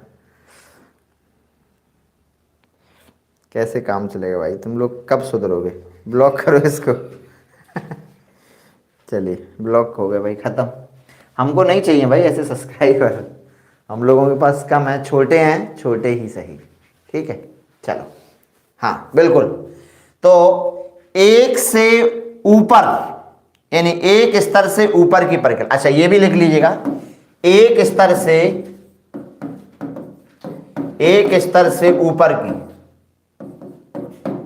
ऊपर की परिकल्पना, एक स्तर से ऊपर की परिकल्पना। अभी समझा देंगे, कोई बात नहीं, अभी समझा देंगे, ठीक है चलो। हाँ इधर फोकस करो। हाँ अभी तीसरा वाला बता देंगे, कोई बात नहीं है, पहले ये समझ में आ गया। ठीक है, निवेश की परिकल्पना के ऊपर क्वेश्चन आता आपके एग्जाम में, क्लियर हुआ। चलो अब भाई चौथा क्या, अरे नेचुरल ऑर्डर के तरीके से, यानी कि यहां पर देखो भाई, व्याकरण का हम नेचुरल में क्या होता है कि जैसे हमको बच्चों को एक्विजिशन कराना है, तो हम उसको क्या बनाएंगे, भाषा के अर्जन का व्याकरणिक तरीका उसको बताते हैं, ठीक है, और ग्रामेटिकल तरीके से उसको, ठीक है, और कैसे एक्विजिशन तरीके से उसको उसके सामने रखते हैं। भाई हमारे पूर्वज पढ़े लिखे नहीं थे, तो क्या वो भाषा नहीं जानते थे, जानते थे। तो उन्होंने भाषा कैसे सीखी, उन्होंने भी तो एक्विजिशन के द्वारा सीखी। तो ये कहते हैं कि यहां हम बच्चों को भी तो एक्विजिशन करा सकते हैं, और जो क्या लर्निंग, क्या व्याकरण का केवल लर्निंग का केवल हम कह सकते हैं कि व्याकरण का केवल लर्निंग स्ट्रक्चर होता है, नहीं, उसका एक्विजिशन स्ट्रक्चर भी होता है कि बच्चे को कुछ पढ़ने की जरूरत नहीं है, कुछ रटने की जरूरत नहीं है, और व्याकरण के वो रूल सीख जाता है। तो ये हम यहां पर कराते हैं, किसमें, तीसरी में। अब ये रहा आपके सामने, ठीक है, यानी अफेक्टिव फिल्टर हाइपोथेसिस, हिंदी में इसे क्या कहते हैं डियर स्टूडेंट, हिंदी में कहते हैं प्रभावी, ठीक है, प्रभावी फिल्टर परिकल्पना, प्रभावी। तो प्रभावी कब होगी, प्रभावी कब होगी, जब आपके पास मोटिवेशन होगा, जब आपके पास में अभिप्रेरणा होगी, अभिप्रेरणा होगी, ठीक है, आत्मविश्वास होगा, आत्मविश्वास होगा, तनाव कम होगा, तनाव कम होगा, तब जाकर, तभी तो ये प्रभावी होगी। ठीक है, तो ये है हमारी लास्ट, देखो ये वर्ड यहां पर आपको दिख रहे हो,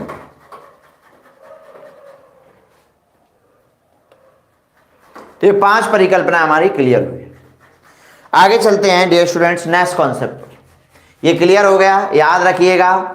एक चीज और मैं आपको बता दूं, ये मैंने कल आपको समझा दिया था, लेकिन फिर मैं आपको बता रहा हूं, इनका याद रखिएगा। ये भी बहुत इंपॉर्टेंट है आपके एग्जाम के परसेप्शन से, इनका याद रखिएगा। दो ही चीजें हैं, ठीक है। इसमें इतना याद रखिएगा कि लिंग्विस्टिक डिटर्मिनिज्म जो होता है, ये कहता है कि भाषा ही हमारी सोच और दुनिया के देखने के तरीके को निर्धारित करती है। दोबारा सुन लीजिएगा, लिंग्विस्टिक, ठीक है, डिटर्मिनिज्म क्या कहता है? लिंग्विस्टिक डिटर्मिनिज्म ये कहता है कि भाषा ही हमारी सोच को और इस दुनिया को देखने के तरीके को निर्धारित करती है। यानी सोच और दुनिया को देखने के तरीका, दुनिया को देखने का तरीका, देखने का तरीका जो है वो कौन निर्धारित करती है? वो लैंग्वेज ही करेगी। और ये कहता है, रिलेटिविटी का मतलब है यहां पर, लिंग्विस्टिक रिलेटिविटी का मतलब है कि जितनी भाषा में सामान्यताएं कम होंगी, जितनी भाषा में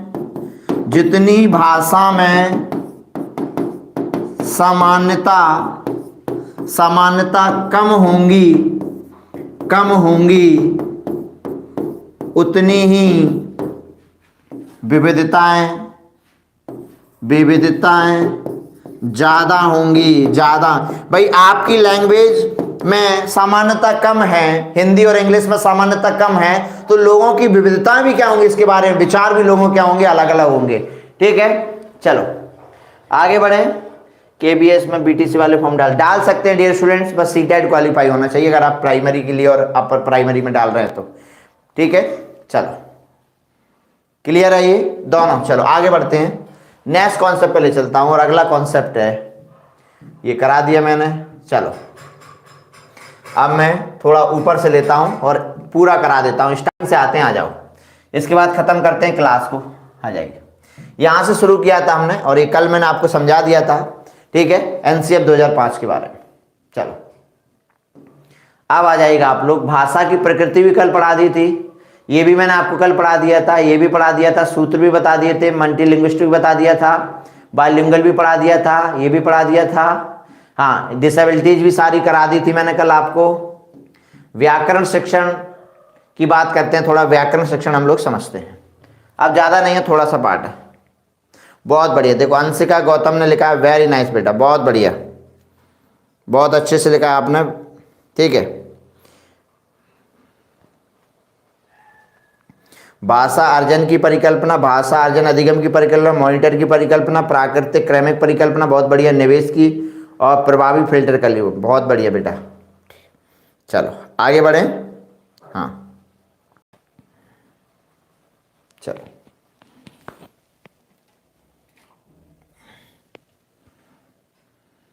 चलिए,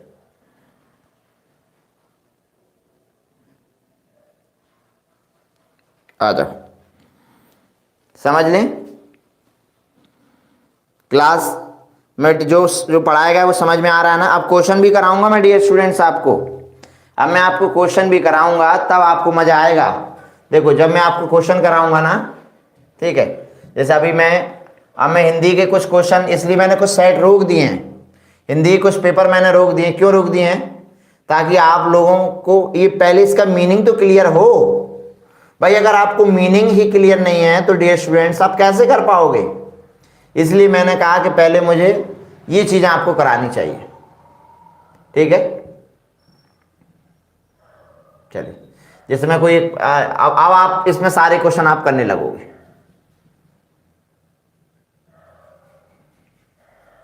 चलिए एक मैं देखता हूं कोई क्वेश्चन ऐसा इसका मिल रहा है।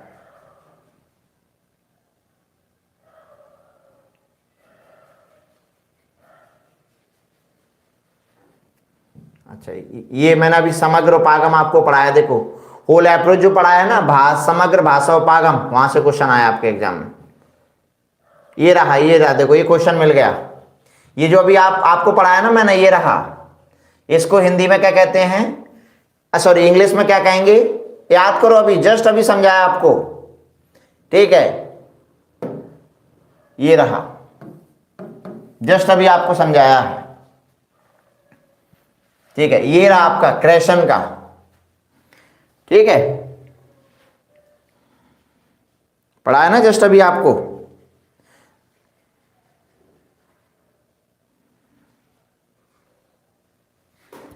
ठीक है, निवेश की परिकल्पना ही कहते हैं सिर्फ।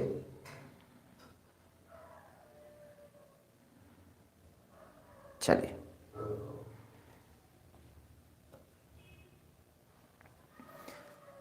हाँ क्या बनेगा आंसर बताओ जल्दी से अब।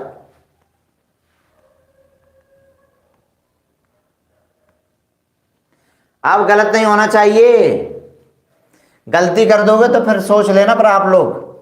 अभी आपका आंसर आया था सभी का, सभी ने आंसर दिया था अभी। अभी फिर मैं आपको उदाहरण भी बताऊंगा। अब ये क्वेश्चन गलत नहीं होना चाहिए भाई। बहुत बढ़िया, वेरी नाइस सर। कि सर ये तो अभी बताते हैं हम लोग। ठीक है, आपने अभी तो बताया था हमको कि सर आपने बताया था निवेश की परिकल्पना, और निवेश की परिकल्पना में आपने I+1 बताया था। I+1 बताया था कि नहीं बताया था? बिल्कुल बताया था। तो I+1 का मतलब क्या है? ऐसे कि भाषाई अवसर उपलब्ध का नाम है जो बच्चों की क्या हो, ठीक है, एक स्तर से क्या ऊपर हो। भाई I+1 का मतलब क्या है? यही तो है I+1। बहुत बढ़िया, वेरी नाइस। अब बना आंसर, अब आई ना मौज, आई ना मौज, अब आएगी मौज।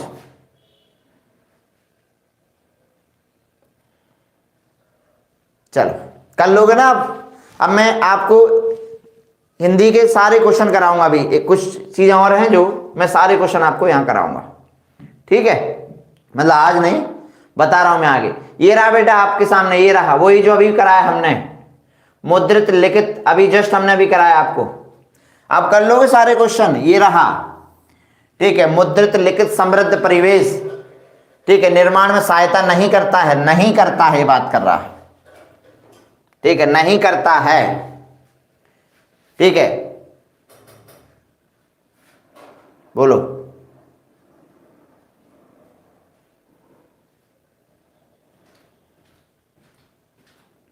क्या बनेगा आंसर? चलो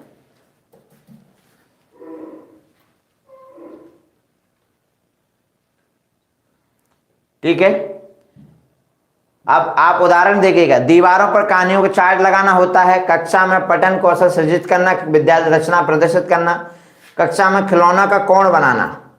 क्या कोण बनाना होता है? इसका मतलब ए बनेगा कि बी बनेगा? अरे रिच एनवायरनमेंट की बात कर रहा है, अभी तो पढ़ा जस्ट आपने। पिक्चर भूल गए आप? जस्ट पिक्चर भूल गए? अभी आपको बताया था डेकोरेट वाली क्लास जिसमें सब कुछ लिखा भी था। एक स्टूडेंट ने छपी छपाई सामग्री लिखा था।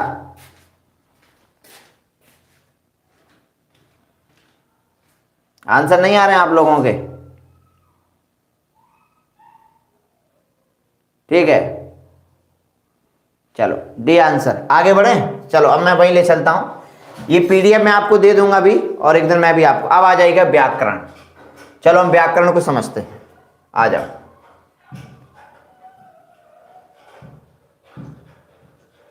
अब आप लोग कर पाओ। चलो व्याकरण की बात करते हैं। ग्रामेटिकल टीचिंग क्या होती है देखिएगा। व्याकरण भाषा का आंतरिक पक्ष है। व्याकरण क्या है? व्याकरण जो होती है वो भाषा का कैसा पक्ष है? भाषा का आंतरिक पक्ष है।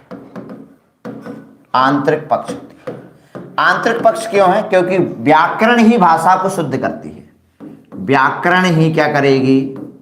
व्याकरण ही भाषा को क्या करती है? भाषा को शुद्ध करती है। यानी भाषा को जो शुद्ध करने का जो काम है वो किसका है? वो व्याकरण का है। भाषा ही क्या करती है? व्याकरण को शुद्ध करती है। अब व्याकरण शिक्षण कराने का तरीका देखो। व्याकरण कैसे पढ़ाएं? तो व्याकरण के दो तरीके होते हैं। दो तरीके क्या हैं? एक तो भैया हम बच्चों को इनफॉर्मल तरीके से बताएं, अनौपचारिक तरीका, अनौपचारिक तरीका, और एक होता है औपचारिक तरीका। एक होता औपचारिक तरीका। औपचारिक तरीका, व्याकरण शिक्षण के दो तरीके होते हैं। एक होता है इनफॉर्मल और एक होता है फॉर्मल। इनफॉर्मल और फॉर्मल।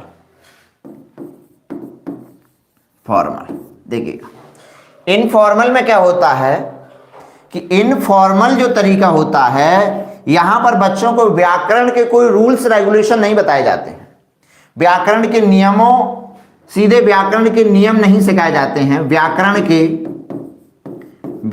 के नियम नहीं बताए जाते हैं, नियम नहीं बताए जाते हैं, नियम नहीं बताए जाते हैं, नियम नहीं बताए जाते हैं। ठीक है, कैसे पढ़ाया जाता है? व्यवहारिक रूप से व्याकरण का ज्ञान कराया जाता है। कैसे कराते हैं डियर स्टूडेंट्स? व्यवहारिक रूप से व्याकरण का ज्ञान कराते हैं, व्यवहारिक रूप से, व्यावहारिक रूप से व्याकरण का ज्ञान कराते हैं, व्याकरण का ज्ञान कराया जाता है, व्याकरण का ज्ञान कराते हैं। कैसे कराते हैं? सीधा रूल्स रेगुलेशन कुछ नहीं होगा, बच्चे के बिहेवियर में ही बच्चे को व्याकरण सिखाई जाती है। और शुरुआती दौर या प्राथमिक स्तर पर व्याकरण पढ़ाने का यही तरीका होना चाहिए। प्राथमिक स्तर पर, प्राइमरी लेवल पर बच्चे का जो व्याकरण पढ़ाने का जो लेवल है, व्याकरण पढ़ाने का जो स्तर जो होना चाहिए, वो क्या होना चाहिए? ठीक है, क्या होना चाहिए? इनफॉर्मल होना चाहिए, फॉर्मल नहीं होना चाहिए। फॉर्मल तरीका क्या होता है? फॉर्मल तरीके में रूल्स रेगुलेशन सीधे बच्चे को बताए जाते हैं, सीधा व्याकरण के नियम बताए जाते हैं, सीधे व्याकरण के नियम बताए जाते हैं। ये कौन सी कक्षाओं में कराया जाता? उच्च कक्षाओं में, उच्च प्राथमिक स्तर पर, उच्च प्राथमिक स्तर पर, उच्च प्राथमिक स्तर पर हम बच्चों को पढ़ाएंगे तो कैसे? फॉर्मल तरीके से पढ़ाएंगे। ठीक है, और प्राइमरी लेवल पर व्याकरण कैसे सिखाया जाता है? भाई व्याकरण का ज्ञान जरूरी है। अगर व्याकरण नहीं पढ़ाएंगे तो डियर स्टूडेंट्स फिर वो बच्चे की भाषा शुद्ध हो ही नहीं सकती है, यानी भाषा को शुद्ध करने का जो काम है वो तो व्याकरण ही करेगी। और व्याकरण का ज्ञान जरूरी है, पर प्राइमरी लेवल पर बच्चों को हम बताएंगे इनफॉर्मल तरीके से, और अपर प्राइमरी लेवल पर हम बच्चों को व्याकरण बताएंगे फॉर्मल तरीके से। ठीक है, कैसे? फॉर्मल तरीके से व्याकरण पढ़ाएंगे। कोई डाउट यहां तक? कब? जब तक बच्चे को अपनी मातृभाषा पर क्या नहीं हो जाए, ठीक है, पकड़ नहीं हो जाए, या उसकी ठीक है पूरी जानकारी इसको ना हो जाए, तब तक हम बच्चे को फॉर्मल रूप से डेफिनेशंस नहीं देंगे। ठीक है, इनफॉर्मल तरीके से हम बताएंगे। समझ में आ गया? आगे बढ़े। ठीक है, चलिए आ जाए। अब आपके एग्जाम में गद्य पद्य शिक्षण से कभी क्वेश्चन आता नहीं है, फिर भी मैं आपको बता देता हूं कि गद्य शिक्षण क्या होता है। गद्य शिक्षण में क्या होता है कि बच्चों को गद्य शिक्षण क्यों कराया जाता है? क्यों गद्य? क्यों? क्योंकि गद्य शिक्षण में हम बच्चे को गद्य शिक्षण में बच्चे अपने भावों और विचारों को ज्यों का त्यों व्यक्त करते हैं, एज इट इज। ना तो इसमें रस का प्रयोग करते हैं, ना छंद का प्रयोग करते हैं, ना इसमें अलंकार का प्रयोग करते हैं। ठीक है, यानी कि जब बच्चा अपने भावों और विचारों को ज्यों का त्यों व्यक्त करे, यानी कि वही गद्य कहलाता है। यानी कि भावों और विचारों को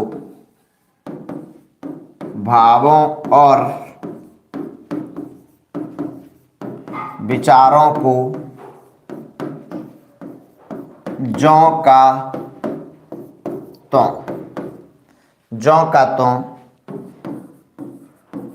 व्यक्त करता है, ज्यों का त्यों व्यक्त करता है, एज इट इज। ठीक है, इसमें रस छंद का प्रयोग नहीं करते हैं। ठीक है, ये नहीं कराएंगे तो फिर बच्चे, ठीक है, भाषा के प्रति रुचि जागृत करने के लिए उद्देश्य क्या है इसका? उद्देश्य होता है कि भाषा के प्रति रुचि जागृत करना, भाषा के प्रति रुचि जागृत करना।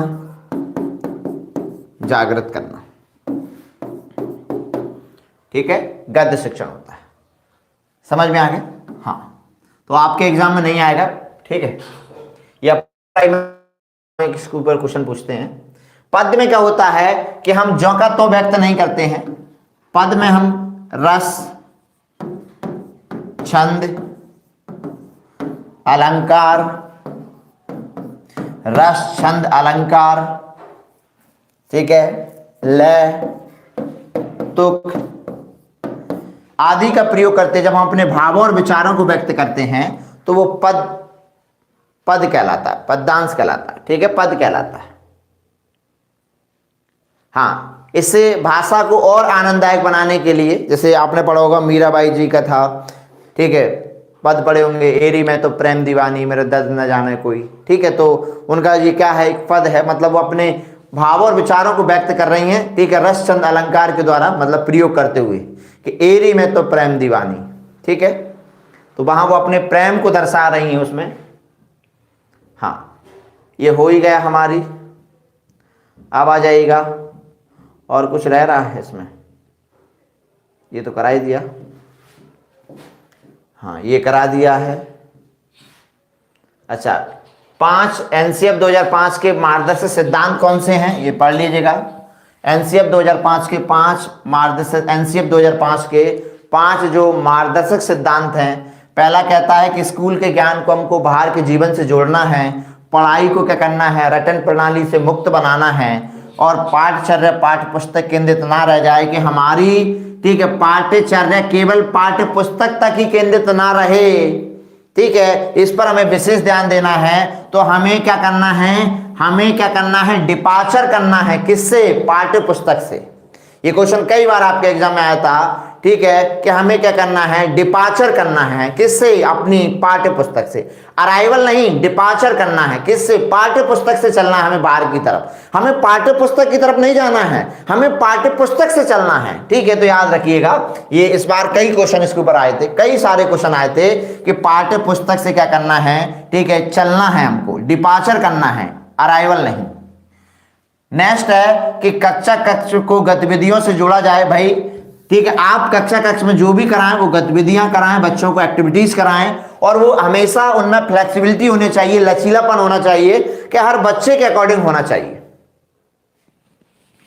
ठीक है, कैसा होना चाहिए, ठीक है, फ्लेक्सिबिलिटी होना चाहिए, लचीलापन होना चाहिए। राष्ट्रीय मूल्यों के प्रति क्या हो, ठीक है, आस्थावान विद्यार्थी तैयार हो कि भैया उनमें क्या रखे, वो आस्था रखे।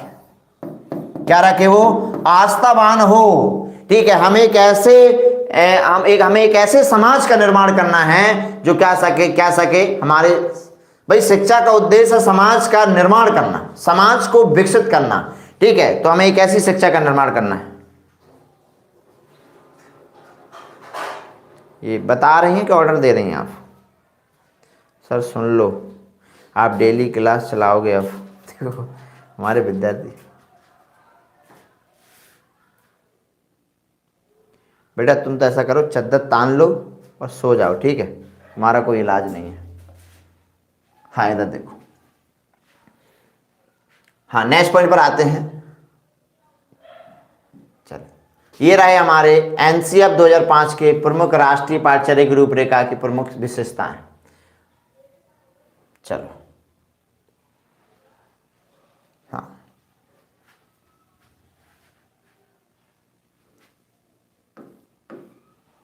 इधर है, इधर फोकस करिएगा।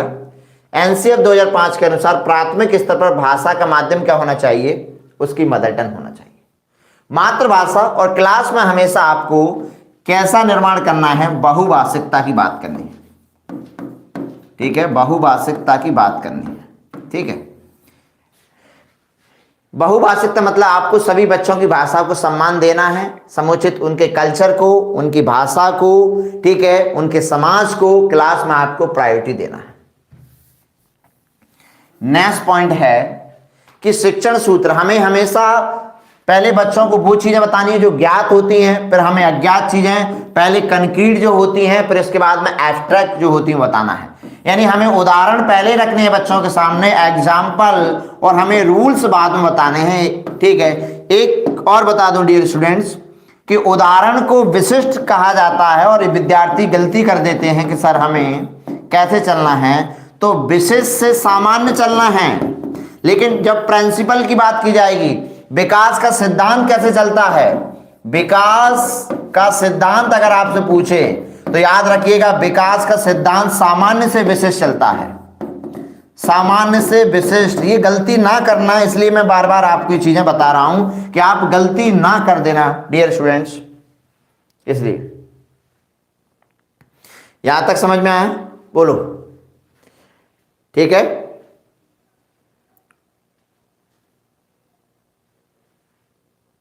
चलो हाँ, लाइक करिए जितने लोग जुड़े हुए हैं। कोई डाउट यहां तक? बढ़े अगले पॉइंट पर।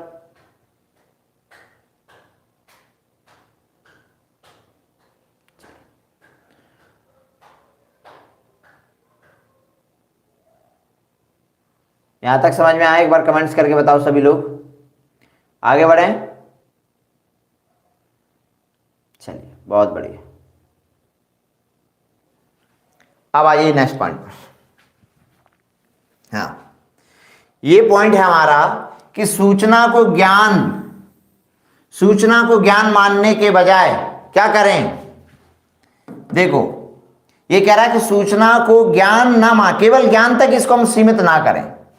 यानी कि देखो, अगर हम सूचना को केवल ज्ञान मान रहे हैं तो फिर हम लोग, ये टैक्सोनॉमी हम लोगों ने नहीं पढ़ी है। क्या टैक्सोनॉमी है कि सर पहला ज्ञान है, फिर बोध है, फिर बोध के बाद में क्या है, प्रयोग है, और प्रयोग के बाद में क्या है, विश्लेषण है, और विश्लेषण के बाद में संश्लेषण है, और संश्लेषण के बाद में मूल्यांकन है।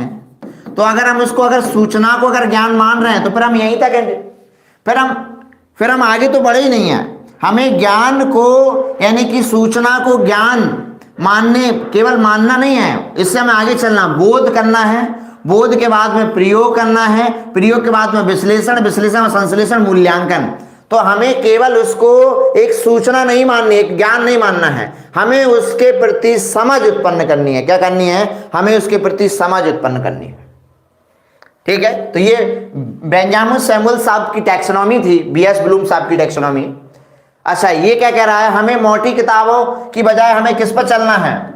देखो, विशाल पाठ्यक्रम व मोटी किताबों शिक्षा प्रणाली असफलता का क्या होती है, प्रतीक होती हैं। और मैं आपकी नॉलेज के लिए बता दूं कि आप जो हमारी न्यू एजुकेशन पॉलिसी 2020 है, इसकी बातें ध्यान से सुनिएगा। पाठ्यक्रम में कटौती कर दी गई है, पाठ्यक्रम में कटौती कर दी गई है,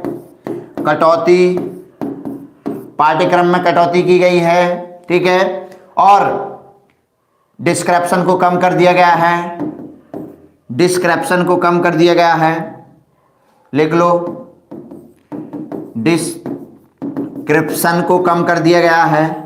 ठीक है, किसको कम कर दिया गया है? डिस्क्रिप्शन को। किसको बढ़ा दिया गया है? नैरेटिव को बढ़ाया है, नैरेटिव्स को बढ़ा दिया गया है।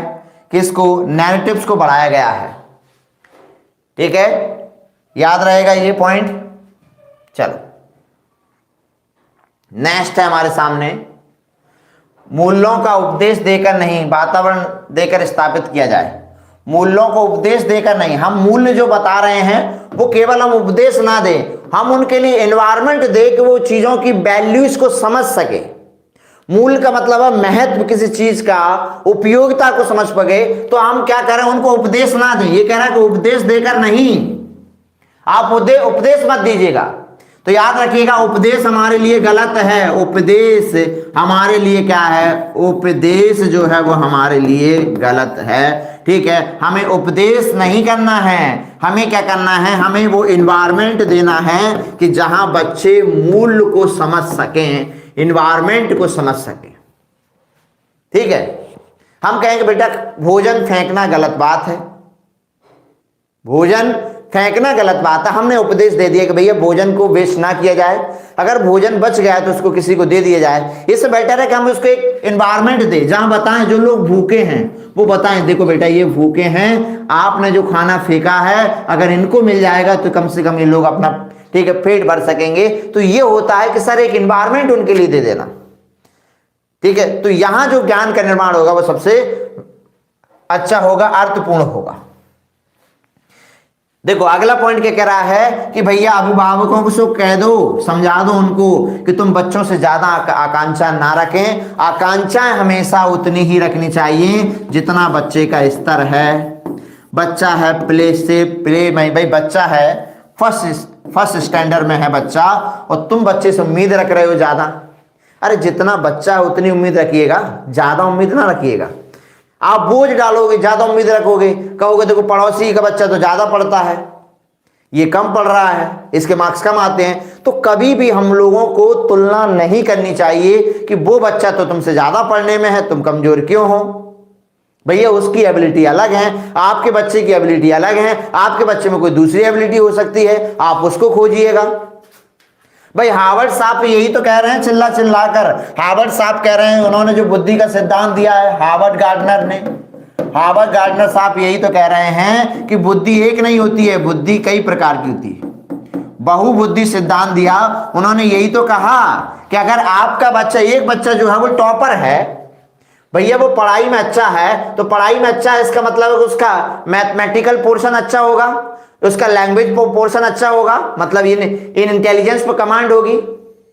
आपका बच्चा जरूरी है कि ना हो, आपका बच्चा तो शारीरिक क्रियाओं में हो सकता है, ठीक है, स्पोर्ट्स में अच्छा हो सकता है, एथलीट बन सकता है कि बच्चा, आपके बच्चे के अंदर एथलीट की पावर हो, तो आप उसके एथलीट को पकड़िएगा, ठीक है, उस पावर की तरफ आप जाइएगा। तो यही तो हार्वर्ड कह रहे हैं कि तुम तुलना मत करो, तुम उसकी बुद्धि को देखो, किसके अंदर कौन सी बुद्धि है।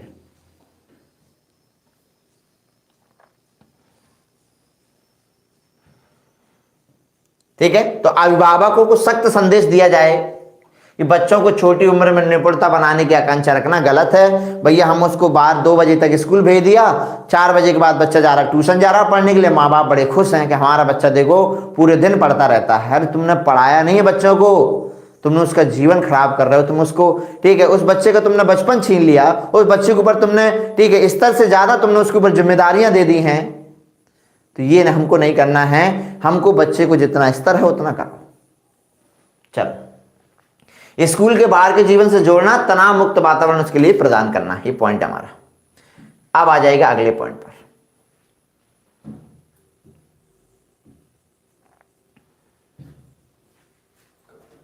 बस चलिए थोड़ा सा और है बस, इसके बाद क्लास कंप्लीट है आपकी, ज्यादा पोर्शन नहीं है अब। हाँ चलिए आगे बढ़े। कल होगी बेटा प्रशांत सर की क्लास, ठीक है, ठीक है, आज नहीं। और आप आपकी मैथ की क्लास रेगुलर होगी, प्रैक्टिस की। हमने मैथ की क्लास अब रेगुलर करवानी है जब तक आपका एग्जाम नहीं होगा। मैथ्स की क्लास की टाइमिंग फिक्स है। अब मैथ्स पर ध्यान दो, केवल पेडागोजी से काम नहीं चलेगा। ये मुझे 30 में से 30 चाहिए, 15 तो मुझे पूरा विश्वास है कि तुम 15 में से 15 लाओगे, ठीक है, लेकिन मुझे ये जो कंटेंट वाले हैं वो भी मुझे पूरे नंबर चाहिए। मेहनत की है तो आकांक्षा रख सकते हैं, और अगर मेहनत ना की होती तो हम आपसे कोई आकांक्षा नहीं रखते, फिर मैं आपसे कोई उम्मीद नहीं रखता। बट मैंने मेहनत की और मेहनत कराई आप लोगों को, तो मुझे पूरा हक है आकांक्षा रखने का कि भाई मुझे इतना हक है कि मैंने आपको इतना पढ़ाया है। मैं इस मंच से कह सकता हूं कि मैंने जो पढ़ाया है वही अगर तुम कर कर जा रहे हो तो तुम्हारे एग्जाम में पूरा आएगा, 100% गारंटी है।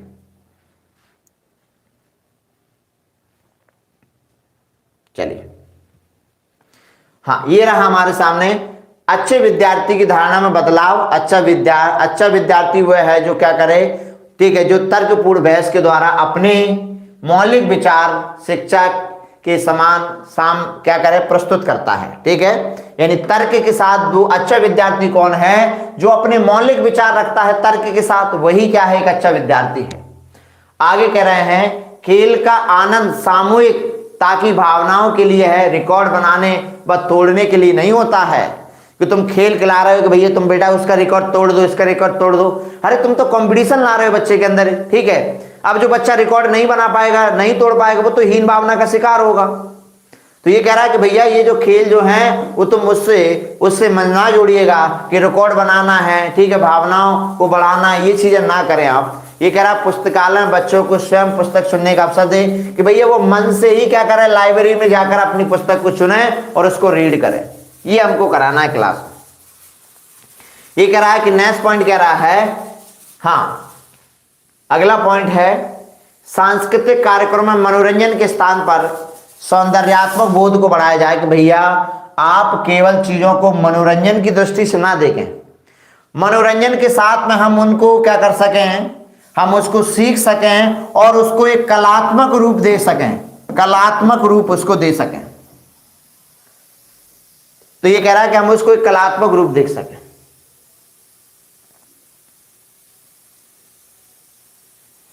ठीक है, अकादमिक संसाधन, जो बच्चे के शुरुआत के जो सीखने के संसाधन हैं उन पर, उन नवाचार पर हमें पहुंचना है।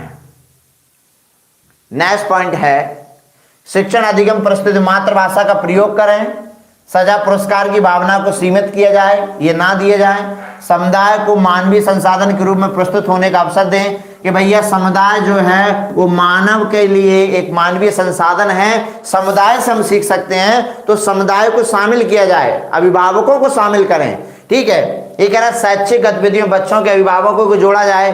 ठीक है, आप बच्चों को जो शैक्षिक चीजें करा रहे हैं, शैक्षिक चीजें पढ़ा रहे हैं, शैक्षिक चीजें करा रहे हैं, तो बच्चों के अभिभावकों को उसमें जोड़ें, क्योंकि तभी तो आप बच्चों को सिखा पाएंगे कोई चीज। नेक्स्ट पॉइंट है शांति शिक्षा को बढ़ावा दें। याद रखिएगा, ये क्वेश्चन आया था, सीटेट में आ चुका है, एनसीएफ 2005 में किसको बढ़ावा दिया गया है, शांति शिक्षा को। ये पॉइंट जो है बिल्कुल एज इट इज याद कर लो इनको, किसको बढ़ावा दिया गया है। देखिए, मानसिक स्तर योग्यता के अनुसार पाठ्यक्रम का निर्धारण, ये बिल्कुल महत्वपूर्ण पॉइंट है कि हमेशा जो करिकुलम जो बनेगा वो बच्चे के स्तर के अकॉर्डिंग होगा, बच्चे का मानसिक स्तर कितना है। आगे कह रहा है शांति शिक्षा को बढ़ावा, एक पॉइंट नोट करिएगा, शांति शिक्षा को बढ़ावा, महिलाओं के प्रति आदर, दूसरा पॉइंट, तीसरा जिम्मेदारी का दृष्टिकोण विकसित करना है, कार्यक्रम का आयोजन करना है। ठीक है, ये 4 पॉइंट याद रखिएगा। और नेक्स्ट है बच्चों का चहुर्मुखी का मतलब होता है, चहुमुखी मतलब होता है कि ओवरऑल डेवलपमेंट, ओवरऑल डेवलपमेंट्स की बात की जाए, ओवरऑल डेवलपमेंट्स की बात की जाए। चलो आगे बढ़े। हाँ,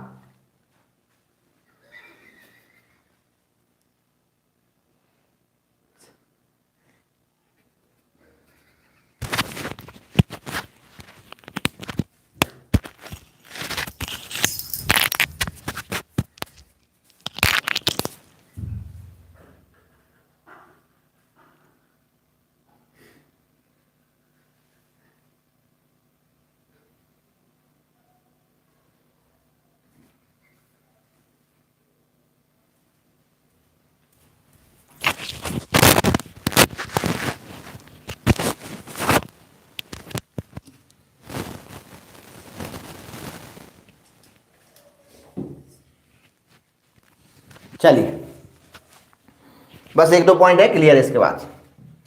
हाँ, ये रहा आपके सामने, आइए। शिक्षक क्या भैया, शिक्षक केवल एक फैसिलिटेटर है जो ज्ञान का क्या करेगा, ज्ञान का निर्माण नहीं करेगा, सुविधा दाता होता है। ज्ञान का निर्माण तो बच्चे खुद करते हैं, ज्ञान का निर्माण तो बच्चे खुद करते हैं। बच्चों का दृष्टिकोण क्या है कि वो निर्माणकर्ता होते हैं, सक्रिय होते हैं, क्या होते हैं, सक्रिय होते हैं। भाषा के दृष्टिकोण का क्या है, देखो एनसीएफ सारी चीजें, भाषा को समझने अभिव्यक्त करने की क्षमता बच्चों के पास क्या होती है, इनेटिव होती है, जन्मजात होती है।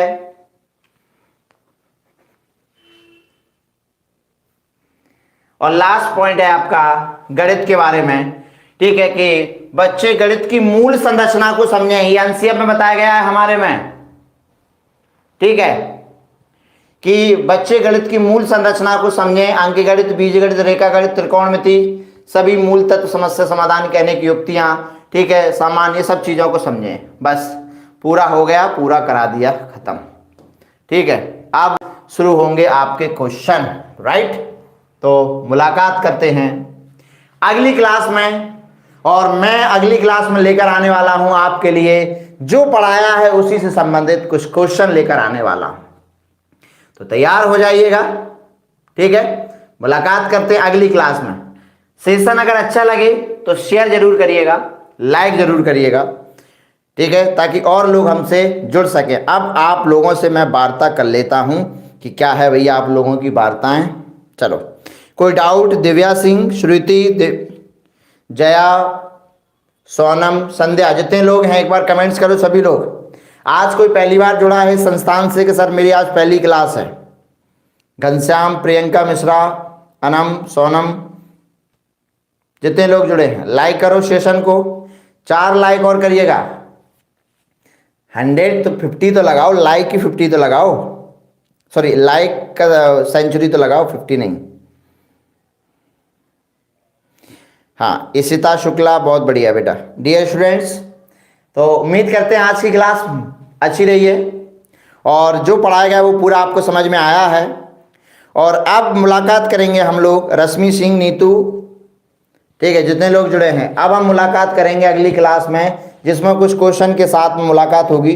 अब अगली जो क्लास होगी मेरी, अगली क्लास जो होगी उसमें आपको एक मैराथन क्लास लेकर आऊँगा। मतलब मुझे अब एक चाइल्ड डेवलपमेंट की मैराथन करानी है, ठीक है, जिसमें मुझे चाइल्ड डेवलपमेंट बिल्कुल यूनिट से लेना, फर्स्ट यूनिट से उठाना है और सारी आपको कंप्लीट करानी। भाई आप लोगों को ऐसे तैयार कर कर भेजूंगा मैं आपको बिल्कुल कि मैदान में जब आप उतरोगे तो फतेह कर कर आओगे, ठीक है। बस प्रैक्टिस करो, आप प्रैक्टिस को रोकना नहीं है। अब एग्जाम अगर हमारा पोस्टपोन हो रहा है, थोड़ा अगर लेट हो रहा है, तो ये तो हमारे लिए एक अपॉर्चुनिटी है कि सर मुझे तो मौका मिल रहा है प्रैक्टिस करने का। एक जुनून आपके अंदर दिखना चाहिए, एक एनर्जी, ठीक है, एक सीने में एक अंदर से आग लगनी चाहिए अपने लक्ष्य के प्रति, ठीक है, कि सर इस बार तो लेकर ही रहेंगे। हाँ, आप सीडीपी करेंगे क्लास में, एक जुनून देखना चाहिए, एक पागलपन, ठीक है, कि तू जहां कहीं भी देखो आपको अपना गोल ही नजर आना चाहिए, ठीक है। हाँ, कोई डाउट किसी का तो पूछ लो भाई, और लाइक जरूर करो सभी लोग सेशन को, सभी विद्यार्थी लाइक जरूर करिएगा। चलो, हाँ, तो स्टॉप करें। अब देखो मैथ्स करा दिया है, हिंदी करा दी है, ठीक है, अब ईवीएस भी करा दिया। एक दिन ईवीएस की क्लास और ले लूंगा मैं ऐसी, जो आपके एग्जाम के लिए ज़्यादा इंपॉर्टेंट है, ठीक है। एक क्लास इसकी ईवीएस की और ले लूंगा। अब एक क्लास इन्वायरमेंट साइकोलॉजी की ले लूंगा, फिर इसके बाद खत्म। फिर प्रैक्टिस आप लोग कर लो और प्लेलिस्ट में जाया करो आप लोग, प्लेलिस्ट में सब कुछ है बिल्कुल। इस बार सीटेट पास करेंगे, सुपर टेट पर पढ़ना है आप लोगों को, सुपर टेट की तैयारी करनी है हम लोगों को, बिल्कुल बेसिक से तैयारी कराऊंगा आपको सुपर टेट की। पहले सीटेट निकाल लो बस आप लोग, सीटेट क्वालिफाई करो, फिर सुपर टेट की बेसिक से तैयारी करेंगे।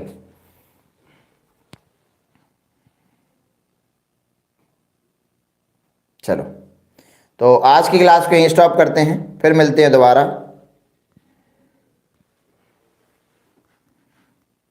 तो मिले, तो बहुत बहुत धन्यवाद आप लोग जुड़े उसके लिए। चलिए, कोई डाउट नहीं है किसी का, अच्छी बात है कि सर पढ़ाने के बाद कोई डाउट नहीं हुआ, ये मेरे लिए बहुत, ठीक है, प्राउड का विषय है, ठीक है। अच्छा लगता है कि भाई हमने पढ़ाया और किसी विद्यार्थी में कोई डाउट नहीं रहा किसी चीज़ को लेकर। चलो, मुलाकात करते हैं फिर दोबारा इस छोटे सी डी एकेडमिक ऑनलाइन प्लेटफॉर्म पर। और आप लोगों से थोड़ा रिक्वेस्ट है, इसको शेयर और सब्सक्राइब जरूर कराइएगा। घर में जितने मोबाइल हैं, जितने लोग आपके कॉन्ट्रैक्ट में हैं, आप अगर एक एक को जोड़ने का प्रयास करेंगे, क्योंकि अब हम जल्द ही 12,000 सब्सक्राइबर की तरफ चल रहे हैं, ठीक है। अभी कितने कम हैं आप लोग देख पा रहे होंगे, अभी 300 कम है। तो आप लोग अगर एक एक विद्यार्थी प्रयास करेगा, ठीक है, ऐसा ना करिए कि सर मैंने सब्सक्राइब करा दिया मेरी जिम्मेदारी खत्म। नहीं, जब हमने अपनी जिम्मेदारियां खत्म नहीं की हैं तो फिर आप कैसे कर सकते हो? हम लोग भी तो कह सकते हैं कि हमारी जिम्मेदारी खत्म, हमने करा दिया। नहीं, हमारी जिम्मेदारी तब तक है जब तक आपको सक्सेस नहीं मिलेगी, जब तक आप अपनी मंजिल को नहीं पा लेते तब तक हमारी जिम्मेदारी है। और इसी प्रकार से, ठीक है, आप लोगों की भी जिम्मेदारी है। थोड़ा सा सहयोग करो यार, एक एक विद्यार्थी सोच ले कि मुझे सपोर्ट करना है, ठीक है, एक एक विद्यार्थी अगर सोच ले कि मुझे सपोर्ट करना है, एक एक सोच ले कि सर मुझे सपोर्ट करना है, थोड़ा सा आपका सहयोग हमारे लिए बहुत ज़रूरी है, क्योंकि हम बहुत ऐसे दौर से भी गुजर रहे हैं, ठीक है, कि लोग अगर गुजरेंगे तो गुजर जाएंगे, ठीक है। इसलिए तो प्लीज़ आप लोगों से रिक्वेस्ट है कि थोड़ा सा सहयोग जरूर करें। हाँ, तो एसएसटी क्लास बेटा कैसे कराएं? कोई टीचर नहीं है, कहाँ से करा दें? सोचो जरा, टीचर आप समझ रहे हो, एक एक टीचर 500-500 रुपये मांगता है, ठीक है, हर साया। हाँ, 500 रुपये के घंटे के मांगते हैं। बताओ कहाँ से देंगे हम लोग पढ़ाने के लिए, मतलब 1 घंटे के लिए 500 रुपये, पॉसिबल नहीं है। हमारी स्थिति अभी नहीं है किसी टीचर को। ये जो टीचर जो पढ़ाने आते हैं ना, ये बिना पैसे के आ रहे हैं पढ़ाने के लिए, कोई पैसा नहीं लेते हैं, ठीक है, बिना पैसे के पढ़ाते हैं, क्योंकि है ही नहीं पैसा, देंगे कहाँ से भाई, हमारे पास पैसा ही नहीं है, सच में ही नहीं है। यूट्यूब से पैसा कुछ आता नहीं हमको, क्योंकि भाई 300-400 व्यू अगर आएंगे वीडियो को तो यूट्यूब क्या पैसा देगा, ठीक है, 1 पैसा 2 पैसा ये पैसे हमको मिलते हैं। इसलिए हमारे पास टीचर ना, तो साइंस के टीचर अगर बुला है तो पैसे लेते हैं, मैथ्स के लिए तो चलो वो सहयोग कर रहे हैं सर, ठीक है, इन्वायरमेंट में भी सहयोग कर रहे हैं हम लोग, इसलिए थोड़ा हम समझिएगा हमारी मजबूरी। नहीं हम सारी क्लास आपको करा देते, हमें कोई प्रॉब्लम नहीं थी, बट यह है कि टीचर नहीं हमारे पास, और आजकल सपोर्ट कोई नहीं करना चाहता है, ठीक है। तो जितना हमसे हो रहा है उतना हम करा सकते हैं। अब देखो मैं स्वयं कराऊँ, मेरे को चीज़ें नहीं आती हैं, मैं एक्सप्लेन नहीं कर पाऊंगा तो मेरे को मजा फील नहीं आता अंदर से, ठीक है, कि तुम टिक लगवा दो उसमें अच्छा नहीं लगता। जब तक हम बच्चे को 4 ऑप्शन ना बताएं तब तक अच्छा नहीं लगता पढ़ाना, इसलिए मैं फिर वो पढ़ाता ही नहीं चीज़ें, ठीक है। चलिए तो स्टॉप करते हैं आज की क्लास को इतना ही। अगर कोई टीचर मिलेगा तो बिल्कुल हम कर देंगे, पर मुझे नहीं लगता कि मिलेगा, क्योंकि सब मिलने को तो हाल मिल जाएंगे, बट पैसे नहीं है, चीज़ें ये है। चलो आज के लिए इतना ही, गुड नाइट, बाय।